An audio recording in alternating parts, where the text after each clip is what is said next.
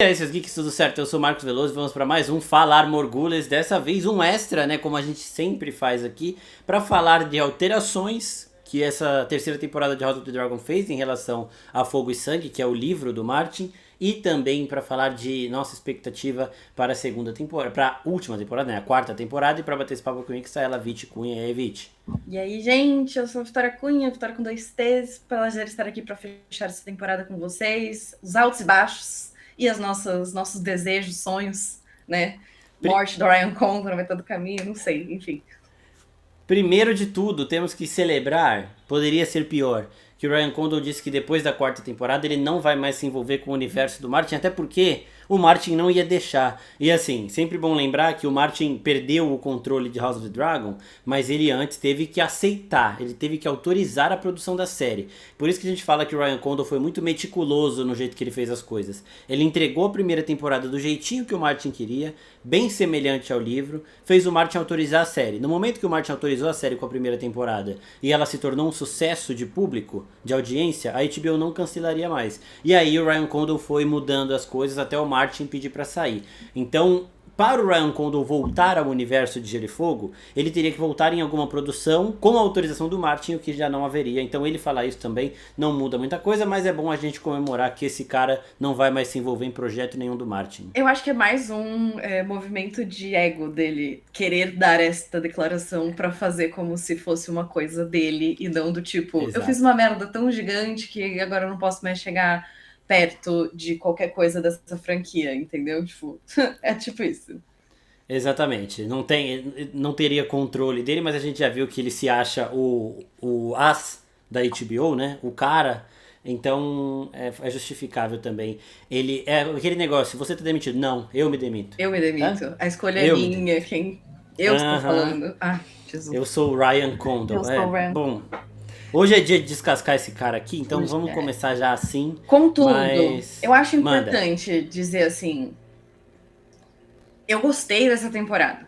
A gente falou sobre isso durante os episódios em que a gente começa falando, o episódio foi bom, porém, a gente fez isso porque a gente está aqui para isso, essa é a nossa grande proposta. Considerando como uma temporada de série de televisão, uma terceira temporada, né, de uma série de televisão e etc., foi uma temporada criticamente brilhante. Não posso dizer que não foi. Especialmente para quem não leu, né? Tipo, nada. Para quem só está ali realmente, tipo, pô, assisti Game of Thrones, né? Mas assim, não li os livros e tal, tal, tal. Quando você vê dessa perspectiva, é uma temporada brilhante de televisão.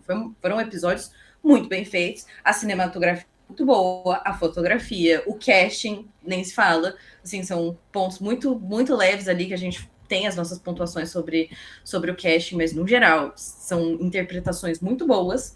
E assim, dentro do que é proposto. Ah, nós decidimos que a gente vai contar essa história desse jeito. Dentro disso, foi uma temporada muito boa, especialmente vindo de uma segunda temporada em que a gente estava com expectativas baixas, porque foram escolhas um pouco, não é mais questionáveis ou menos questionáveis, mas foi uma temporada fraca, porque foi uma temporada em que eles não conseguiram acertar o ritmo entre os grandes acontecimentos e as politicagens, que é a grande força, né, do universo de Gelo e Fogo, é ter esse equilíbrio entre o que é o Jogo dos Tronos e o que são acontecimentos bélicos, especialmente envolvendo, né, dragões, no caso. Então, eu acho que eu tenho que colocar meu ponto aqui. Não sei se você concorda, Marcos. O que você, assim, no geral, o que você achou? Eu concordo. A segunda temporada foi mais abaixo e foi o estopim pro Martin abandonar a série, né? E a gente chega nessa terceira temporada que, de novo, a gente fala, o Ryan Condal toma essas decisões primordiais que são as decisões que mais incomodam a gente, mas ele está cercado de bons diretores, de bons roteiristas que consertam o que eles conseguem consertar. São pessoas que realmente entendem o livro, que realmente entendem este universo, e o que dá para arrumar, eles arrumam, tanto que a gente tem grandes momentos, grandes diálogos, grandes cenas, e sim, essa terceira temporada é melhor do que a segunda. Concordo com você. E que mais? Quer falar alguma outra coisa? Ah, em relação às escalações. Eu tenho curiosidade de perguntar ao Martin. O Martin disse que não ia ver, então não sei se ele viu, mas eu tenho curiosidade de perguntar pra ele o que ele achou do Roderick Dustin do Tommy Flanagan, porque eu achei absurdo, achei muito Ah, eu foda. também Eu queria acho, saber. Ele deu uma declaração falando que ele não tem nada contra os atores, que o Matt Smith entregou o Damon que ele sempre sonhou em ver, assim como Emma Darcy entregou a Rhaenyra que ele sempre sonhou em ver. Então ele elogiou isso recentemente. Então o problema deles não é com os atores também. Eu acho que ele ia adorar o que foi feito com o Roderick. O Oscar Tully também é muito bom. A Alicent Blackwood. O Ormond, ele também foi excepcional porque é um personagem Nossa, que é melhor do que a gente tem no livro, né? É mais aprofundado. Gwen também. Então as escalações realmente foram boas. O que foge da alçada do Ryan Condal, porque não é ele que vai atrás, né? Ele deve no máximo escolher entre os 3 finalistas aí, sei lá. Mas... gostei muito realmente desse ponto. O Roderick Dust era um personagem muito pontual pra você ter ali. O Ormond carregou a temporada como grande vilão. O Aegon e o Aemond, eles só se colocam nisso no último capítulo. Então foi positivo esse lado, sim. Nossa, o Ormond, como você falou, do Rod com certeza, mas o Ormond eu acho que foi uma grande surpresa pra mim nessa temporada, porque o Rod, como um geral, eu tava animada, né, do tipo, pô, é um personagem da hora, mas eu acho que eu tinha praticamente zero expectativas sobre o Ormond, eu tinha construído quase nada, assim, na minha cabeça, do tipo, do que eu achava que poderia ser mostrado, porque o jeito do personagem, o envolvimento do personagem escrito no livro é muito mais raso e breve, Muito. assim, e eu acho que foi uma grande força ter este grande vilão na temporada. Em termos de roteiro, é isso que a gente gosta de ver quando a gente está falando de uma adaptação para televisão. Porque o material base, ele é rei, né? Ele é... Nada vai ser melhor do que isso. É a mesma coisa que a gente falar de, sei lá, adaptação de Avatar, a Lenda de Aang, e a adaptação da Netflix. O desenho sempre vai ser a melhor coisa, não importa o que vem depois. Mas quando a gente fala do que é uma adaptação de verdade, a adaptação ela leva de um meio para o outro e ela agrega quando ela vai de um meio para o outro. Ela traz, né, coisas novas, ela traz camadas novas. E quando a gente está falando de marketing, né, quando a gente está falando de TV, quando a gente está falando de dinheiro, de emissoras, a gente sabe que isso envolve N, né? N coisas. Orçamento, o que é possível, efeitos e tudo mais. E aí, quando eles pegam esse personagem do Ormond, por exemplo, assim, foi muito além das minhas expectativas. Ele se tornou um dos personagens que eu mais gostei durante essas 3 temporadas. Ele foi muito bem desenvolvido, inclusive quase que eu fiquei pensando, tipo, espero que ele não morra agora. Tipo, sei lá, deixa ele mais um pouquinho para eu ver o que esse louco vai fazer. Ele é um grande do psicopata, adorei ele. Ele, nossa, muito estrelinha da série, com certeza. E o James Norton, o ator do Ormond, é Tim Black, tá? Ele tava dando uma entrevista de bastidores lá, e aí ele fala, lá em King's Landing, é King's Landing ou Queen's Landing? Aí o cara fala, é King's Landing. Aí ele fala, não, mas tem uma rainha, a Rhaenyra que tá no trono, tem que ser Queen's Landing, não sei o quê. E assim, ele é tal qual o Oberyn, né? Que aparece só uma temporada, mas deixa a marca dele pra série toda, assim. Eu acho Pedro que Pascal ali arrasou, e o James Norton também foi show, mano, foi muito bom Exato, mesmo. Assim. Eu acho que uma grande coisa que Game of Thrones faz, né, a franquia, né, de Game of Thrones é de destacar talentos. O James Norton já tinha uma carreira, Pedro Pascal já tinha uma carreira, não é que está começando a partir de agora, mas coloca eles com personagens, né, que têm essa oportunidade de brilhar, mesmo que brevemente, e destaca um talento ali que pode ser... pode agora ficar numa outra posição em frente a diretores de casting para outras oportunidades, para outros projetos que vão, tipo, pô, você acha, não, a gente pode dizer com certeza, não é tirando o valor do Pedro Pascal como ator isoladamente, mas se não fosse ele como Oberyn, a gente não teria ele em Last of Us, a gente não teria ele em Quarteto Fantástico. É simples assim, tipo, o que ele fez como Oberyn foi o que, né, colocou ele numa posição, assim, de destaque pro mundo todo, e com o James Norton. Mandaloriano e tudo mais. Exato. Tá em tudo. Então, assim, são coisas que a gente gosta de ver, porque também são os atores que são fora do fluxo americano, né? O casting geral, assim, de House of the Dragon acho que 90% fora. Eu não saberia dizer, assim, quantos são americanos, quantos não são, mas a grande maioria são britânicos, ou, né, irlandeses, escoceses, por aí. Então isso é muito legal, porque daí você destaca muito mais fora do eixo Hollywood, Los Angeles, Nova York, essas coisas todas, porque, né, é você trazer novos talentos para as grandes telas, para as pequenas e grandes telas. Então, essa temporada foi muito boa por causa disso, eu fico feliz. O elenco realmente foi... Nossa, eu acho que as minhas 2 coisas favoritas da temporada, em termos, assim, de análise geral, é o elenco, com certeza, e a música. Nossa, tipo, mano, a O música. Tommy Flanagan, a música. O Nossa. Tommy Flanagan, que é o Roderick Dustin, ele é o pai do Thomas Shelby em Peaky Blinders, né? Ele é o pai Exato. do Shelby lá. E já estou pensando em James Norton para outros papéis. Ele tem 41 anos, a Marvel está escalando os X-Men agora, o Xavier tem 40 Deixa anos, eu o ver. Magneto não foi escalado, eu não sei se ele combina com o Magneto. Mas como estão falando de Jason Ackles para ser o Magneto, eu sou muito Não, mais ele. gente, pelo amor de Deus. Mas Daqui a não pouco tenho eu nada vou falar, contra o o Jason Jacob Ackles. Lord vai ser o Magneto. É. Ah!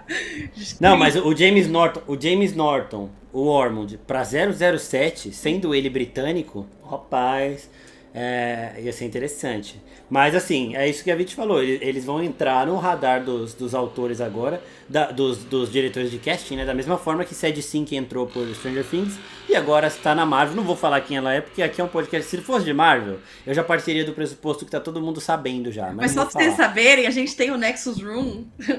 Exato, e lá é Marvel, spoilers liberados também. Ai, E então esses atores podem acabar aparecendo. Inclusive, eu acho que o Harry Collett, que faz o Jace, tem uma carinha de X-Men também, velho. ele. Mano, Puta. escute minhas palavras que eles vão botar esse moleque pra ser o anjo ou o Iceman. Eu O gostaria mais Iceman, como o tava pensando Iceman. no Iceman, tava Eu pensando gostaria nisso. mais como o Iceman. Ele seria um ótimo Bob, gente. Ai, que alegria que ia Eu ser. tava pensando nisso, mano. Quando você começou a falar, eu pensei, ó, o Homem de Gelo combina. Vamos pra Bom, caralho. Enfim, vamos só um torcer, ponto. né? Esse ator do Rod, gente, ele deveria ter muito mais destaque na vida toda dele. Eu tinha esquecido, mas assim, esse homem fez Gladiador. Tipo assim, como que isso sai assim dos grandes papéis? E tem a questão do etarismo na indústria do cinema e tudo mais. Daí existir esses personagens mais velhos em histórias interessantes abre todo um rolê, assim, né? Tipo, é muito legal. E a gente vai ver com certeza isso. É isso que a gente fala quando a gente está falando dos próximas obras do universo da Canção de Gelo e Fogo, por exemplo, o filme. A gente quer ver rostos novos também por causa disso, porque é uma oportunidade de alavancar novos talentos e que depois a gente olha para trás e fala, nossa, graças a Deus que teve essas oportunidades. Tipo, a Kathleen Stark, a atriz, ela, tipo, teve outros projetos menores, mas ela teve, assim, uma ponta em Harry Potter. Harry Potter também foi um grande movimento ali na indústria britânica, porque tinha uma questão de ter cláusulas no contrato de só poder ter pessoas britânicas. Isso foi muito importante para alavancar a carreira de não só das crianças, como uma parte muito grande ali dos atores que ficam com papéis menores, com menos destaque. E olha o que ela foi fazer, né? Se tornou uma personagem icônica dentro das Crônicas de Gelo e Fogo e por aí vai. Mas vamos lá. Falando sobre, para a gente falar sobre alguns dos pontos, que a gente não vai falar ponto a ponto, a gente vai fazer um vídeo um pouco mais aprofundado sobre as coisas que foram modificadas, focadas nessa terceira temporada, porque também não faz sentido a gente voltar e falar, isso foi modificado, porque lá na primeira temporada eles tomaram a decisão de mudar a idade da Rhaenyra e da Alicent, e elas viraram amigas. Tipo, é mais focado nesses acontecimentos gerais que são o foco, né, aqui nessa terceira temporada. Marcos, você quer fazer assim por arcos ou você quer fazendo assim, a gente vai conversando por episódio? O que você prefere? Vamos por arco, que aí a gente mantém também aquela estruturinha que a gente tava. E sim, gente, este vídeo de todas as mudanças será um vídeo de vitória, tá? Ela já tá preparando o roteiro. Eu agora acabando House of the Dragon, vou focar mais na Marvel que tá tendo muita coisa. E como a Vitória entende muito mais também das Crônicas de Gelo e Fogo, ela vai ficar responsável pelos os conteúdos aí. Não só disso também. A gente tem uma peça The Mad King que ela já tá fissurada em todos os acontecimentos dessa peça, e ela também vai trazer isso em outros vídeos, então fiquem de olho no canal que vão começar a sair vídeos aí sobre... Não vai ser tudo agora, tá, gente? São vídeos mais longos que demoram um tempo maior pra gente editar, pra formar o roteiro e tal, então, mas são vídeos que vão ficar, então fiquem de olho. Vamos então começar pela Goela? Vamos pela Goela. Vamos lá. Então, quando a gente está falando do livro, o motivo geral aqui, e que isso já vai cobrir várias coisas que a gente começa falando sobre esses arcos, só que deles já cobrem coisas que vão até o final dos episódios. Então, o motivo da Goela já é o E rolê. peraí. Oi. Hoje a gente vai ter spoiler do livro, só para o pessoal já tá... A gente vai ter né? spoiler do livro. Porque, Gente, se vocês ouviram até agora, eu sugiro que parem, porque a gente vai trazer spoiler dos acontecimentos que vão vir ou que podem vir a acontecer na quarta temporada também. Exato. Por ser um episódio extra, a gente vai dar uma... Pode ser, às vezes, que eles tragam coisas que a gente até acha que já passou, e daí a gente vai falar, e daí pode ser que eles reutilizem de outra maneira na quarta temporada. Então, é um risco. Então, siga por sua conta e risco, no caso, né? Aceito e quero continuar. Vamos lá. Exato. Concordar com os termos. Concordar com os termos, é isso.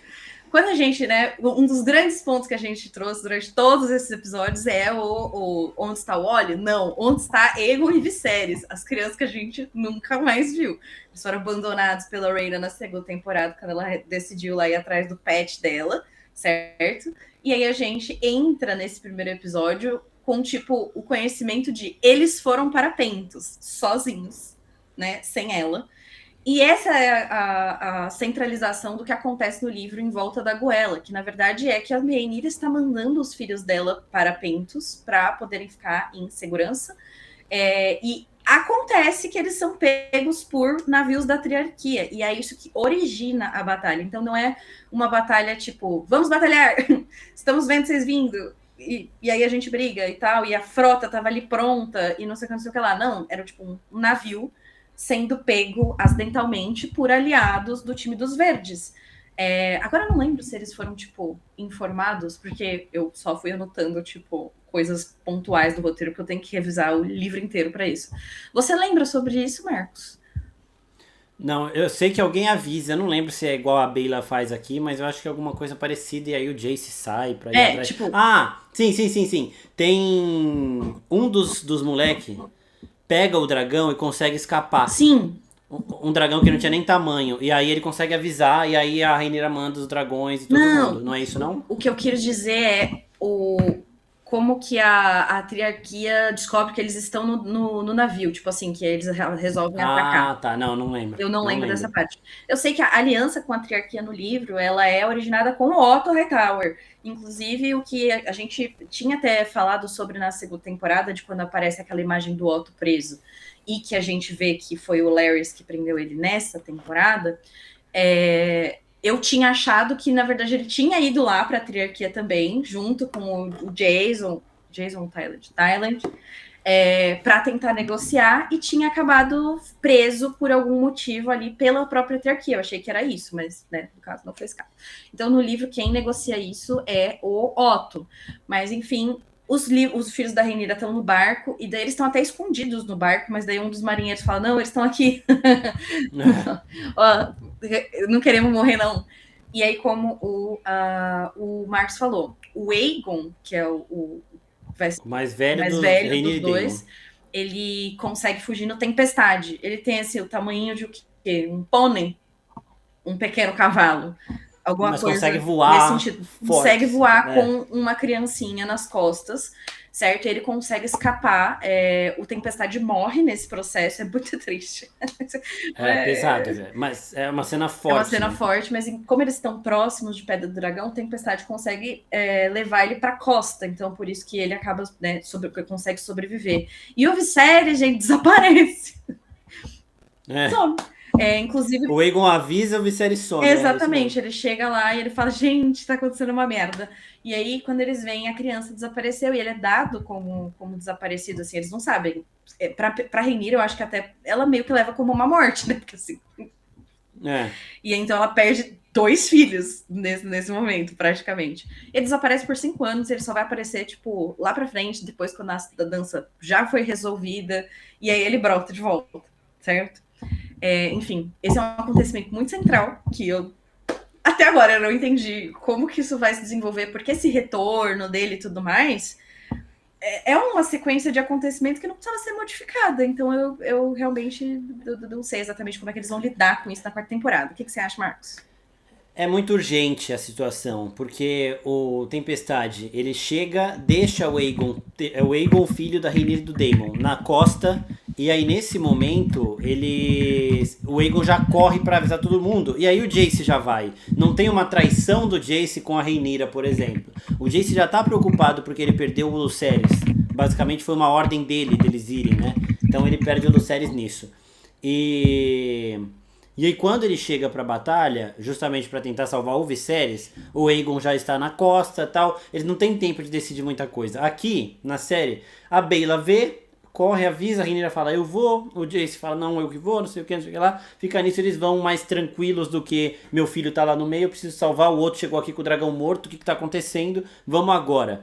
Então é mais urgente. A gente tem esse sacrifício do Tempestade que é muito forte. E não tem na série porque o Ryan Condal fez questão de colocar o dragão do tamanho de uma palma de uma mão na temporada anterior. Então não teria tempo hábil para ele voar. Fez questão de colocar o Aegon como um bebê que não sabe falar, provavelmente. Também não teria como ele avisar. Então o problema de idade que o Ryan Condal fez questão de ignorar um ano de salto temporal conta muito nessa cena aqui, na cena do meio, em várias outras cenas, ele vai contar que é o que o Martin chamou do problema das borboletas, né? Uma pequena mudança vai fazendo com que vários outros acontecimentos se tornem inviáveis. Exato. E eu acho que é principalmente em relação ao Jace mesmo. Ele tem um propósito muito mais heróico do que rebelde. E aqui na série fica meio ambíguo essa parte. Eu acho que não precisava disso, mas foi tudo friamente programado pelo Ryan Condal, porque foi um erro que ele conscientemente cometeu. O Martin avisou. Não pode ignorar isso. Não pode ignorar aquilo. Ele quis ignorar. Então a gente tem uma Batalha da Goela muito boa. É um episódio muito bom. Mas a gente tem uma motivação a menos e um trauma a menos, né? Quem lê o livro tem esse trauma também. O Tempestade morre nessa cena. O que vai acontecer com o dragão? Ele estava lá indo junto com as crianças. Exato. Né? A gente tem uma citação a elas nessa temporada, que é quando o Daemon encontra a Rhaena e fala, eu achei ele meio cuzão, inclusive, nessa parte que ele fala, você deveria ter levado os meus filhos em segurança pra Pentos. Ela também é filha dele, né? Ele podia falar, seus irmãos, por exemplo. Seria menos pior. Mas, tipo, Mas ela fala, eles vivo, estão lá. tipo... Exato. E ela fala, eles já estão lá. Então eles já estão lá com um dragão vivo. A menos que ele queira inventar que aquele dragão que a gente viu pequenininho é o Tyraxes. Mas não é, né? Porque ele tava brincando com os doidinhos ali. Ele tava brincando com os filhos da Rhaenyra e com o Daemon. Então ele é um dos dois, ele é o Tempestade. Então tem que ver o que o Ryan Condal vai arrumar depois disso, porque tem um dragão que está vivo aqui, que não deveria estar. É um dragão que foi ainda nascido nessa época, então é um dragão que vai crescer igual o Vermax cresceu, igual o Arrax estava crescendo e tudo mais. Então realmente eu acho que perde em termos dramáticos. O que foi bom poderia ter sido muito melhor. Muito melhor não, né? Porque seria uma cena a mais. Mas poderia ter sido melhor, poderia ter esse acréscimo, sabe? Por isso que eu acho que... Porque ele avisou, os moleques estão em segurança lá em Pentos. E aí? O Aegon não era pra estar lá. E aí? O Viserys era pra estar desaparecido. Ele ignora isso, né? Então... Uma coisa também é a escala. A gente sabe que é uma questão de orçamento, efeito e tudo mais, e que daí, tipo, já foi uma batalha grande. Mas no livro é uma batalha ainda maior, porque daí quando o Tempestade, né, o moleque, avisa o que tá acontecendo, não é só o Vermax e a Bailalua e o Robovelhas, que parece lá no meio, que participam dessa batalha, os dragões. Porque o Vermitor e a Asa Prata também já estão nessa batalha, e o Fumarizia também. Acho que sim. Não sei. Agora fiquei não sei, mas era muita gente. Vermitor e Asa Prata com certeza. Ou seja, tipo, eram muito mais dragões contra a triarquia. E a também... Bela não tava. A Bela não tava, exatamente. Tava. Bela Lua não tava nessa porra dessa briga. E a gente já tá um pouco careca de saber, mas é aquela coisa, a gente pode até falar por cima novamente. Na semeadura, junto com os meninos, tinha uma menina chamada Artigas. E aí o personagem dela no livro, o propósito desse personagem também era colocar a dúvida sobre ela não ter características valerianas, mas elas ter conseguido domar um dragão ou roubo-ovelhas. Roubo-ovelhas ficava em Pedra do Dragão, não vale, não existe dragão, como é que chama? Nômade. Isso vai contra todos os princípios. Esse foi um dos posts que o Martin fez, e que foi uma das questões fortes ali, porque vai contra o lore, né? Tipo assim, é o que ele colocou. Pode fazer mudanças? Pode, mas não pode ir contra coisas básicas do lore da série. Se os dragões tivessem a capacidade de ser nômades, a perdição de Valíria teria sido diferente, né, gente? Eles não estariam todos lá. E todo mundo não teria morrido, certo? Teria dragões em outros lugares, pelo amor de Deus. Esse é o problema, não é simplesmente ter um dragão no vale. Não é um detalhezinho, eles estão sendo chatos, eles estão exagerando. Não, é porque não pode. Exato. A perdição de Valíria aconteceu numa ilha onde tinham muitos dragões, tipo assim, sei lá, 100 vezes mais do que tem agora. E aconteceu de não sobrar nenhum dragão a não ser os que os Targaryen pegaram e levaram com eles para a Pedra do Dragão. Então, se um dragão pudesse fazer o que o Robovelha fez, de sair do lugar onde ele fica e ir para outro lugar, alguns dragões teriam feito isso em Valíria. Alguns dragões teriam sobrevivido à perdição por conta própria. Então, este é o problema. A perdição de Valíria exterminou os dragões e deixou só os Targaryen com eles. Isso é um ponto importante do lore. Quando você coloca um dragão no vale, você meio que invalida esse ponto. Porque dá pra partir do pressuposto que outros dragões saíram antes e tudo mais. Ah, não saiu nenhum, e por que saiu um agora, sabe? Então, esse é o tipo de situação que atrapalha questões anteriores e questões maiores do que só isso. Qual que é o problema de ter um dragão no vale? Aqui, pra essa série, pra esse contexto, nenhum. Mas se você for olhar o contexto do lore do universo, que tem que fazer sentido pra uma história ser tão cuidadosamente detalhada, precisa, sabe? E é outra coisa que o Martin falou. Cada grande casa teria o seu dragão. E aí eu vi gente falando, isso que o Martin falou prova que não precisa ser Targaryen pra montar. Precisa, porque o Robovelha estava no vale, a Jane Arryn então tinha um dragão no vale, só que ela não tinha ninguém pra montar. Exato. Então precisaria ter um Targaryen pra montar. O que poderia acontecer não é que as casas não ficariam é mais... sangue valeriano, é sangue dos domadores de dragão, as famílias que fizeram os pactos, e que no caso só os Targaryen sobreviveram, porque os Velaryon e os Celtigar são da Vale de Valyria também. Não são famílias domadores de dragão. Eles não estavam lá, eles não fizeram essa parte. Eles estavam sendo ricos de outro jeito, inclusive muito, muito ricos, fazendo o rolê deles com comércio e navegações. O rolê deles era outro. Eles não são famílias de domadores de dragão. É isso. É bem bom pontuar isso, porque até hoje as pessoas, tem gente que insiste nesse ponto, mesmo com o Corlys tendo falado 15 vezes, ele fala, por mais que a gente seja de Valyria, a gente não consegue montar dragões. Aí a pessoa fala, mas os filhos do Corlys têm, porque eles são filhos de uma Targaryen. Ai, gente. Aí a pessoa fala, mas desde o Aegon eles casam Targaryen e Velaryon, só que se passou da avó, não dá. Né? A gente tem raros exemplos aqui. Mas e o Adam consegue como? No livro, tem a possibilidade do Adam ser filho do Laenor. Na série, eles deixam claro que a mãe do Adam é uma semente de dragão, ou seja, a avó do Adam era uma Targaryen, ou um Targaryen, muito provavelmente um Targaryen, né? Porque quem deixa bastardo difícil, por aí... difícil. A Seara tava aí... Além da Seara, né? Mas, então, eles explicam isso dessa forma. É só sangue Targaryen, pelo menos do seu avô, pra baixo. O Corlys não poderia ter um dragão, por exemplo. Exato. E... esse lore, o Ryan Condon fez questão de manter, de tomar esse cuidado. Pelo menos, né? Ainda bem que ele não meteu um Hightower, o Daron, filho do Criston Cole com a Alicent montando a Tessarion. Foi, né? Por isso aqui, ó. Ele quis, tá? Acho que alguém falou, isso aí você tá esculachando. Acho que alguém falou, chegou pra ele e falou. Eu acho que até por isso que eles... Eu acho que não que isso tenha feito parte dessa decisão de substituir a Urtigas, como a gente tava contando quem era Urtigas e tal, e a Rhaena, porque ela pega esse arco, e daí a gente falou durante os episódios da série de como eles usaram a interpretação da história, dos fatos de Fogo e Sangue para justificar que foi realmente a Rhaena, e que daí eles fingiram que era outra pessoa. No livro tem essa coisa de a Urtigas também tem essa questão desse apagamento de peles mais retintas, né? Porque a menina que faz a Rhaena, ela tem uma pele preta mais clara, e teve um movimento online muito incomodado com essa questão, porque no livro a Urtigas é descrita com uma pele mais escura e ela não possui traços valerianos. E que é aquela pulga atrás da orelha que o Martin coloca pra... será que ela realmente sabe, tipo, ela conseguiu domar o dragão porque ela dava os carneiros, as ovelhas pro dragão, ou ela realmente tinha um sangue ali e ela só não tinha características? O Martin coloca isso no texto porque o Martin é essa pessoa de colocar coisas no texto para levantar os questionamentos, mas ele também é a pessoa que constrói os lores muito amarrados, e ele também afirma esses outros fatos ao longo do Fogo e Sangue e em entrevistas e etc, etc. Então, sim, o personagem da Urtigas, ela existe com esse questionamento no livro, mas, assim, o que a gente tem de factual não se pode ter falta de sangue de domadores de dragão para ter um laço com um dragão. E são vários is no caso da Urtigas, que as pessoas... De novo, outra coisa que as pessoas adoram pontuar pra falar. O livro confirma que não precisa de sangue Targaryen porque a Urtigas montou Robovelha. Não. No próprio livro, eles ficam questionando se ela é bastarda de algum Targaryen, inclusive do Daemon. Na série, o Daemon não teria um bastardo, ele não consumou nem o casamento dele com a Rhea Royce. No livro é outra história.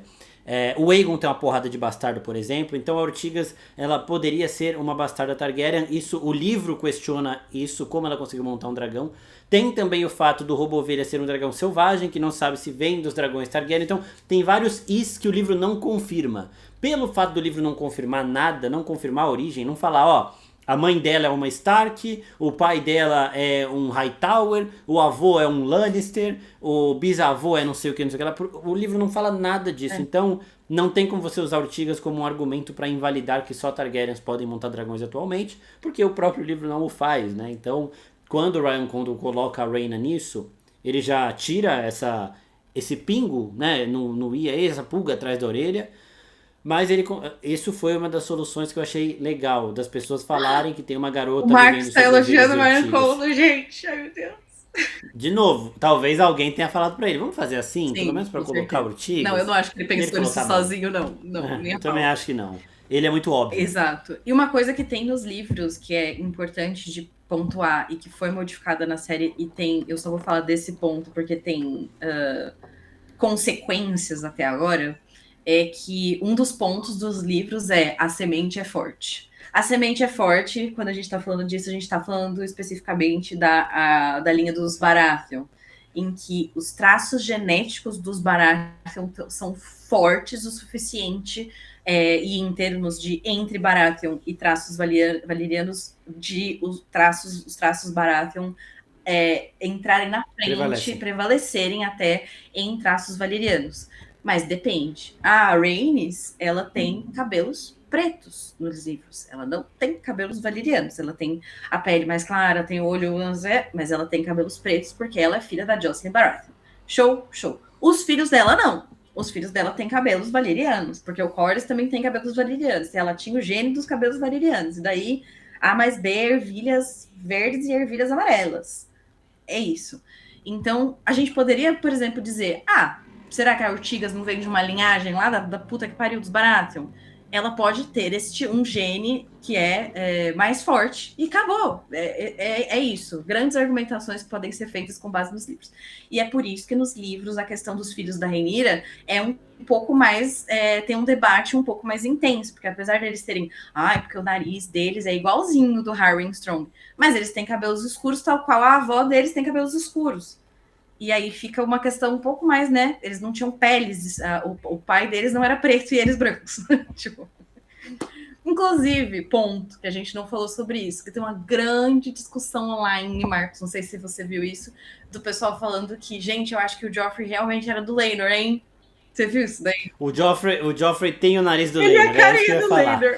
Porque, assim, a gente chega numa situação quando o Joffrey nasce, o Viserys olha ele e fala, eu acho que ele tem o nariz do pai.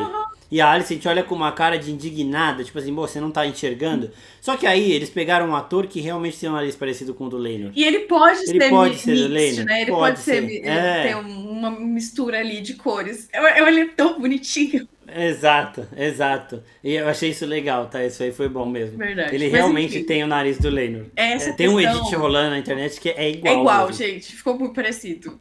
Muito casting, novamente. Casting sempre muito bem feito. Então, quando a gente tá falando do personagem da Rhaena, é isso que acontece com ela. A gente pode falar até, né, o arco da Rhaena em si. Nada disso acontece nos livros, tá? Tipo assim, a gente nem tem pra que falar do que acontece na série, porque a gente já falou nos outros episódios, porque a Rhaena, a personagem Rhaena nos livros, está vivendo the best life of her life. Ela tá lá sendo princesa no vale, sendo paparicada, sendo a mais bela, e as pessoas escrevem músicas sobre a beleza dela. E é isso que ela faz, gente, até acabar o piripaque da dança. É isso que a Rhaena faz, ela não se envolve. Ela tem um dragão, que é um dragão, tipo, pequenininho, que fica lá com ela, tipo assim, deve ter o tamanho do meu gato, que é um dragãozinho cor de rosa, pra vocês verem como ela é patricinha. É um dragão cor de rosa. Ela é o legalmente loira de Westeros. Ela é a Woods de Westeros, exatamente. Inclusive, o resto da história dela, tipo, ela é muito importante também, então ela é muito inteligente, então ela é muito a Woods de Westeros. Então imagina ela lá com o dragãozinho rosa dela perfeito, tipo, pet dela e tal, e ela fica lá, né, no canto dela, sendo perfeita. E é isso, tá? E a relação da Jaime Arryn com a Rhaenyra, por mais que ela ainda possa ser desse jeito, porque a Jaime Arryn, eu entendo que ela admira a Rhaenyra, porque ela vê também uma semelhança com o que ela teve que passar no Vale, pra conseguir sentar naquele trono e se colocar como a grande líder da região. Tem um momento que a Rhaenyra faz um pedido de socorro que ainda não aconteceu, que a Jane Arryn manda muita gente pra lá.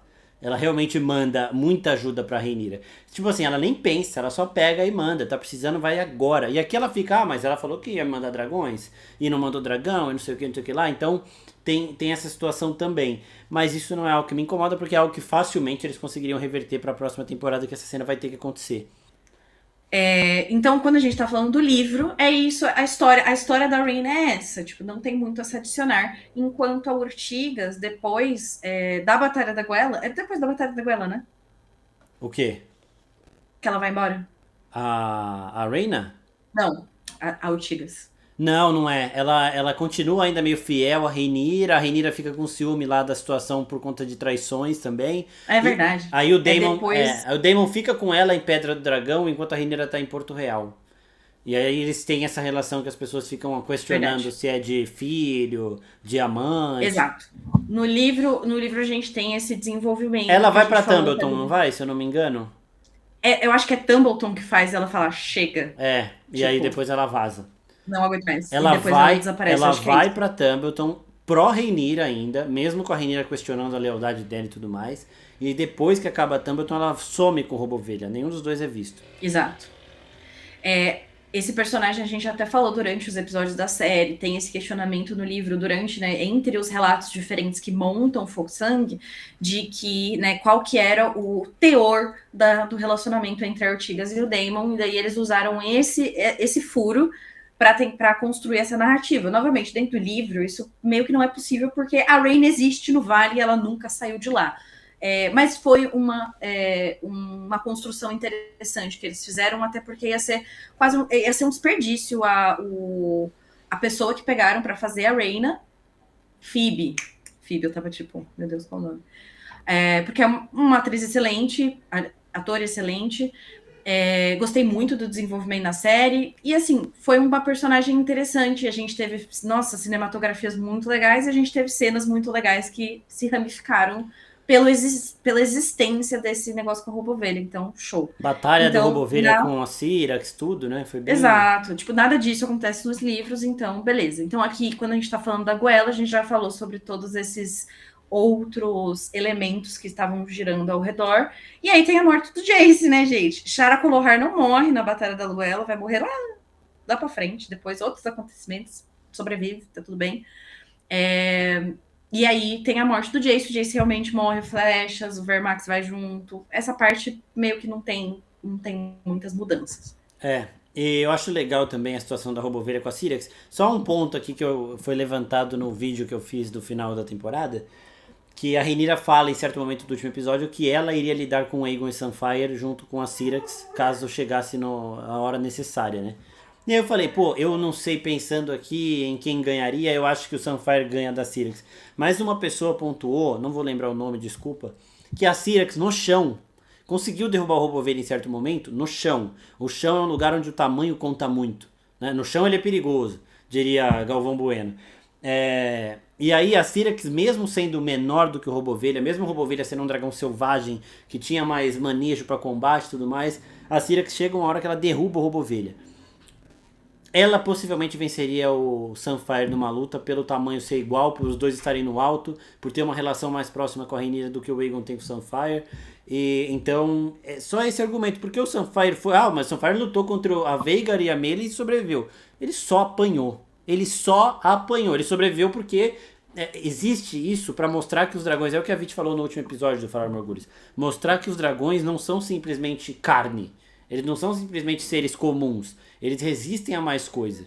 Então o Sunfyre resistiu. Assim como a Syrax resistiu às mordidas no pescoço ali, que eu já tava dando tchau e benção pra ela naquele momento. Então, vendo por esse lado, ainda mais sendo uma luta no chão, onde basicamente só o tamanho conta, no céu ainda você consegue fazer estratégia. Igual a Rhaenys fez com a Melis, pra jogar a Vhagar no chão.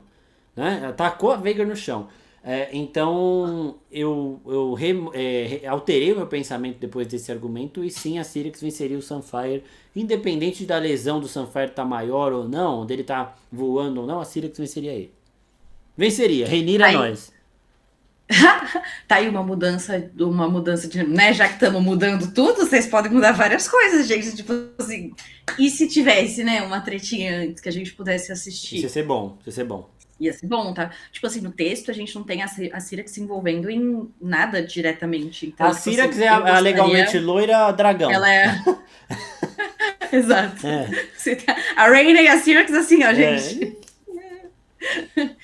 É, cara, eu acho que eu aceitaria, tipo, esse tipo de mudança. Tipo, agora eu tenho que aceitar qualquer coisa, né? Porque tudo é mudança, né? Praticamente. É, Agora agora não tem o tem que que meio que fazer. tirar a mão. Não tem o que fazer. Mas, pô, ia ser muito legal ver a Rhaenyra fazendo qualquer coisa, tipo, uma batalha, por menor que seja o conflito, que a gente pudesse ver isso em tela, ia ser foda. Ia ser foda de verdade.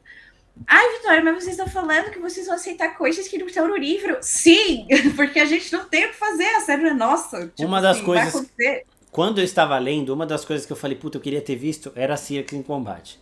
É, e aí eles colocam, ia ser legal ela e o Aegon tendo um entreveiro no céu assim, e o Aegon e o Sunfire fugindo, tá ligado? Porque aí você não muda nada especificamente, sabe? E se eles fizessem. Tudo bem que eu tô falando isso de cima da minha cabeça, como se não existissem N outros fatores pra fazer isso acontecer. Mas sabe quando tem a briga da Baila Lua com o Sunfire? Imagina se essa luta se originasse Syrax Sunfire, Syrax levando a Rhaenyra embora, por exemplo, e aí a Baila Lua que segura. Sabe? Tipo, aí termina com Sunfire Baila Lua. Novamente, falando isso como se, tipo, ai, gente, vamos lá aqui. É, Enfim. vamos pensar nisso. Tipo assim, aqui o Sunfire está voando. No livro ele não está É, voando nessa hora, né? Até por isso que a exato, já briga tem dele. essa É, questão. No livro ele nunca mais sai do chão. Gente, eu exato. até fiquei surpresa quando ele apareceu em Harrenhal, porque eu, né, achei que ele Até, ia se até por isso a luta dele sair com andando. a Baila Lua é no chão, né? Então seria interessante se a Rhaenyra taca ele no chão e aí, sei lá, teria que acontecer alguma coisa pra ela ir embora. A Veigar aparecer, ir atrás da Syrax, e aí a Baela passa com a Mão Dancer e vai lidar com o Sunfire e o Aegon no chão. Poderia ser, Exato. tá ligado? O modo como vão tratar a queda de Porto Real vai ser chave pra gente saber o Asa tom de Prata, tudo vai. na Já, próxima temporada. por exemplo, a Veigar não pode se meter nisso, tal, porque ela tem as coisas dela pra fazer. Mas a Asa A Prata, Zapata já teria, é, já, já teria passado dessa pra exato. melhor. E não passou, ela tá com o Ulf ainda, então a Asa Prata poderia aparecer pra pegar a Syrax no céu e ficar o Sunfire e a Baila Lua Mondancer lá no chão. Dá pra É. fazer. Agora que tem Agora que já dragão fizeram vivo uma zona. em alturas que não deveria, tudo pode acontecer. Dá pra fazer. Mas vamos lá. Agora a gente vai para a queda de Porto Real, que também já vai conectar em vários outros temas que a gente já vai derrubando uma coisa atrás da outra. Obviamente, a Alicent, né, gente, não entregou a cidade do jeito que acontece nesta série. Ela inclusive, é totalmente o contrário, né? Relacionamento delas, a gente nem Ela odeia a tem nem Rhaenyra. como É. odeia, gente. Elas são de fato inimigas. O que tem é o papel da patrulha da cidade é importante na queda de Porto Real, quando o Caraxes chega e tudo mais, eles falam, não, aqui é Daemon de dia e de noite. Como é que eles falam mesmo? Nossos mantos são dourados por dentro e por fora. Tipo assim, papai chegou, não queremos É. saber de mais nada. Então, esse elemento ali tá muito alinhado, mas não tem a Alicent batendo na porta do Luthor Large e falando, oh, vamos conversar, e tal. Inclusive, é aqui já que o Gwen morre, tá, gente? O Gwen É. vai descer pra melhor já aqui na queda de Porto Real, que já é um desenvolvimento de personagem, já pra vocês saberem que a gente nem tem como levar isso pro resto do vídeo, porque a história do Gwen se encerra aqui. Ele Não não vai tem pra Tumbleton, ele não vai com o Kristen Cole pra essa jornada de maluca aí. Ele estava em nada. Porto Real nesse momento, e os Mantos Dourados, quando eles se voltam a favor do Daemon e da Rhaenyra, o Luthor Laggert mesmo arrebenta com o Gwen e acabou o Gwen ali, né? Exatamente. Então, assim, não tem a Alicent conversando com as pessoas. O Orwell, ele tá do lado dos verdes, então ele é parado, porque ele tenta mandar os corvos para avisar e todas essas coisas. E aí, depois disso, depois de, tipo, tentar. Acho que eles ficam por, tipo, umas horas, assim, tipo, tentando resistir com os portões fechados. E liriri lololó, até que a Alicent fala: não, então, e se a gente fizesse um grande conselho? Igual, né, o Dia Harris fez para decidir. E daí eles, tipo, não. Se E aí liga. ela entrega a cidade, né? E ela é presa. Ela é, né, colocada em prisão domiciliar, novamente. Eles não colocam ela, tipo, em uma cela, igual o pai dela tava na série. Tipo, ela não tá lá nas celas negras pra ser torturada e tudo mais, não é nada disso. Mas ela é presa, né, do tipo, porque ela é uma inimiga, ela, tipo, ela quer a Rhaenyra fora dali, gente. Não tem nada dessas Não tem esse camadas diálogo, que não eles... tem. Não tem nada. Então, tudo... novamente, a gente nem vai trazer isso pro resto do vídeo. Então, tudo que a Alicent faz de conversar com a Rhaenyra e não sei o quê, e pipipopopó, essa porra não existe. Esse negócio não existe no livro, tá? E não é unilateral, é das duas. A Rhaenyra também não É das duas. suporta a Alicent. Total, total. Talvez ela tenha um Inclusive- mínimo respeito pelo que a Alicent foi pro pai dela, do sentido Sim. de não matá-la, né? Porque se dependesse só da Rhaenyra, ela faria com a Alicent o que foi feito com o Otto na série. Peguei, tomei Porto Real, você vai morrer agora na minha frente. No livro seria assim. Exato. E o Iron Rod também morre, show. O Tyland estava em Porto Real também. Então ele é capturado e famosamente torturado, tipo assim, daqui até Uhum. muito, muito tempo.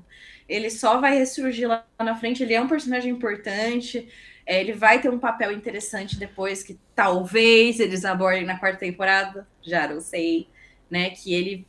A gente pode falar isso, né? A gente falou que a gente vai falar de spoilers. Uhum. A gente pode falar. Sim, sim. Então o Tyland, ele vai ser uma figura muito importante pro filho da Rhaenyra, quando o filho da Rhaenyra assumir o trono depois que o Aegon for com Jesus Cristo. Eu acho que eles não vão se aproximar, tipo, o que eu vejo é eles literalmente parando nesse ponto, do filho da Rhaenyra, né, assumindo depois do Aegon. Pelo menos isso existe na minha cabeça, de que o Aegon morre e daí eles falam, é o filho da Rhaenyra que vai pro trono, mesmo que ele tenha 10 anos.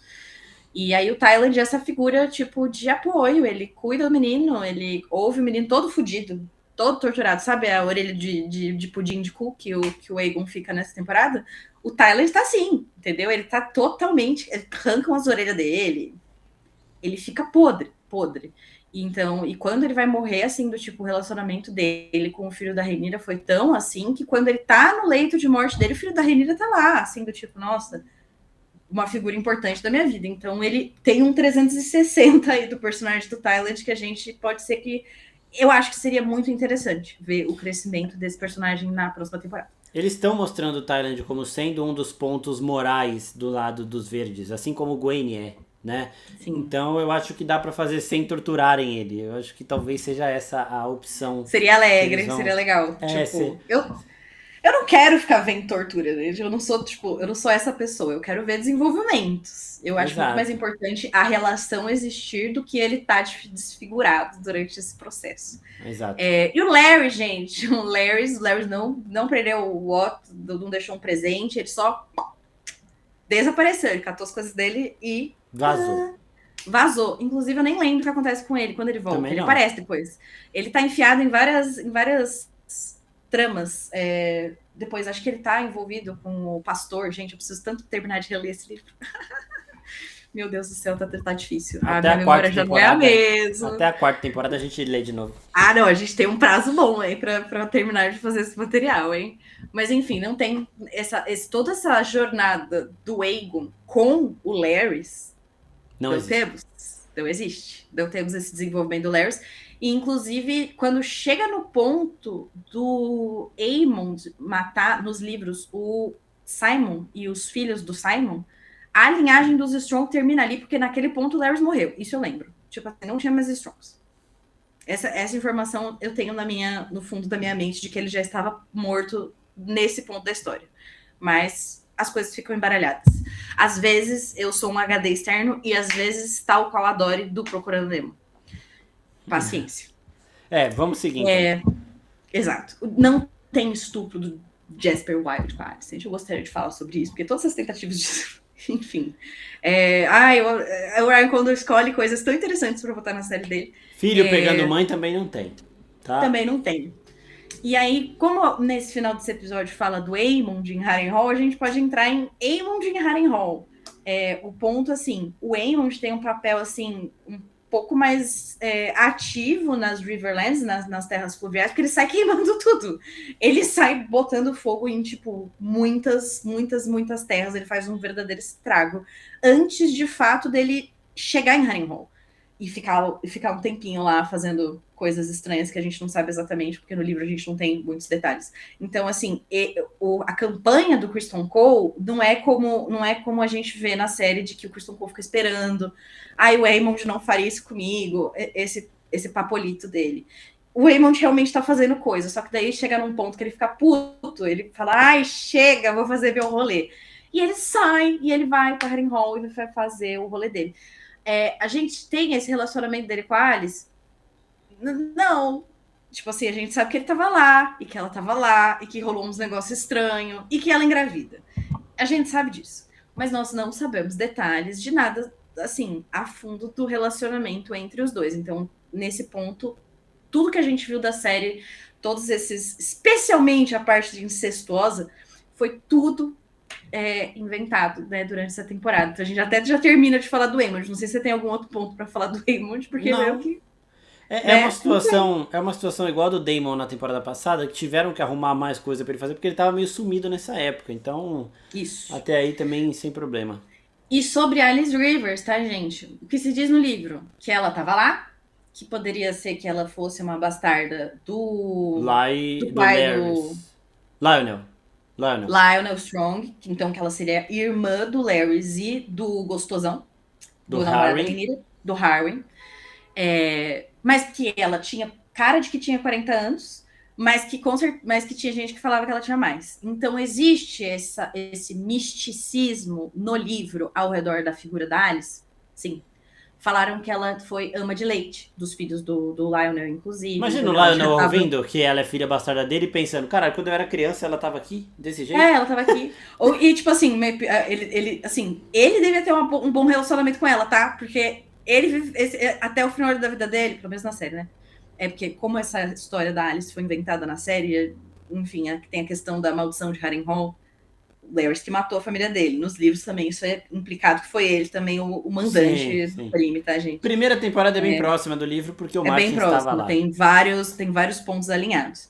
Mas eu acho que ele tinha um bom relacionamento com a Alice. Eu acho que ele ia muito na onda dela. E ele, tipo, como ele. Depois que ele assumiu ainda que ele foi pra a posição de mão, ele deve ter virado pra ela, tipo, bicha, fica aí. Eu não vou estar aqui mesmo. Eu não vou estar aqui, meus filhos não vão estar aqui. Você fica aqui, tipo assim, eu não vou mexer com seus rolês. E é isso aí. Aí dá errado só quando ele volta pra Harrenhal. Pensa nisso. Exatamente. Enfim, tava tudo certinho. É isso, gente. Aemond não tem muito o que se falar. Ele fez um estrago. A vibe dele nesse pedaço é muito quando na segunda temporada, quando mostra ele queimando aquela cidade aleatória, porque ele ficou com raiva. Sim. É meio que isso. A presença dele nas terras fluviais é fazer estrago físico. E depois ir para Harrenhal e daí passar um período lá. E é isso. Tirou aquelas boas férias. E sim, ele engravida a Alice. E sim, ele engravida. tem eles têm problemas depois sobre isso. Mas acho que é irrelevante para esse vídeo a gente entrar nesse mérito.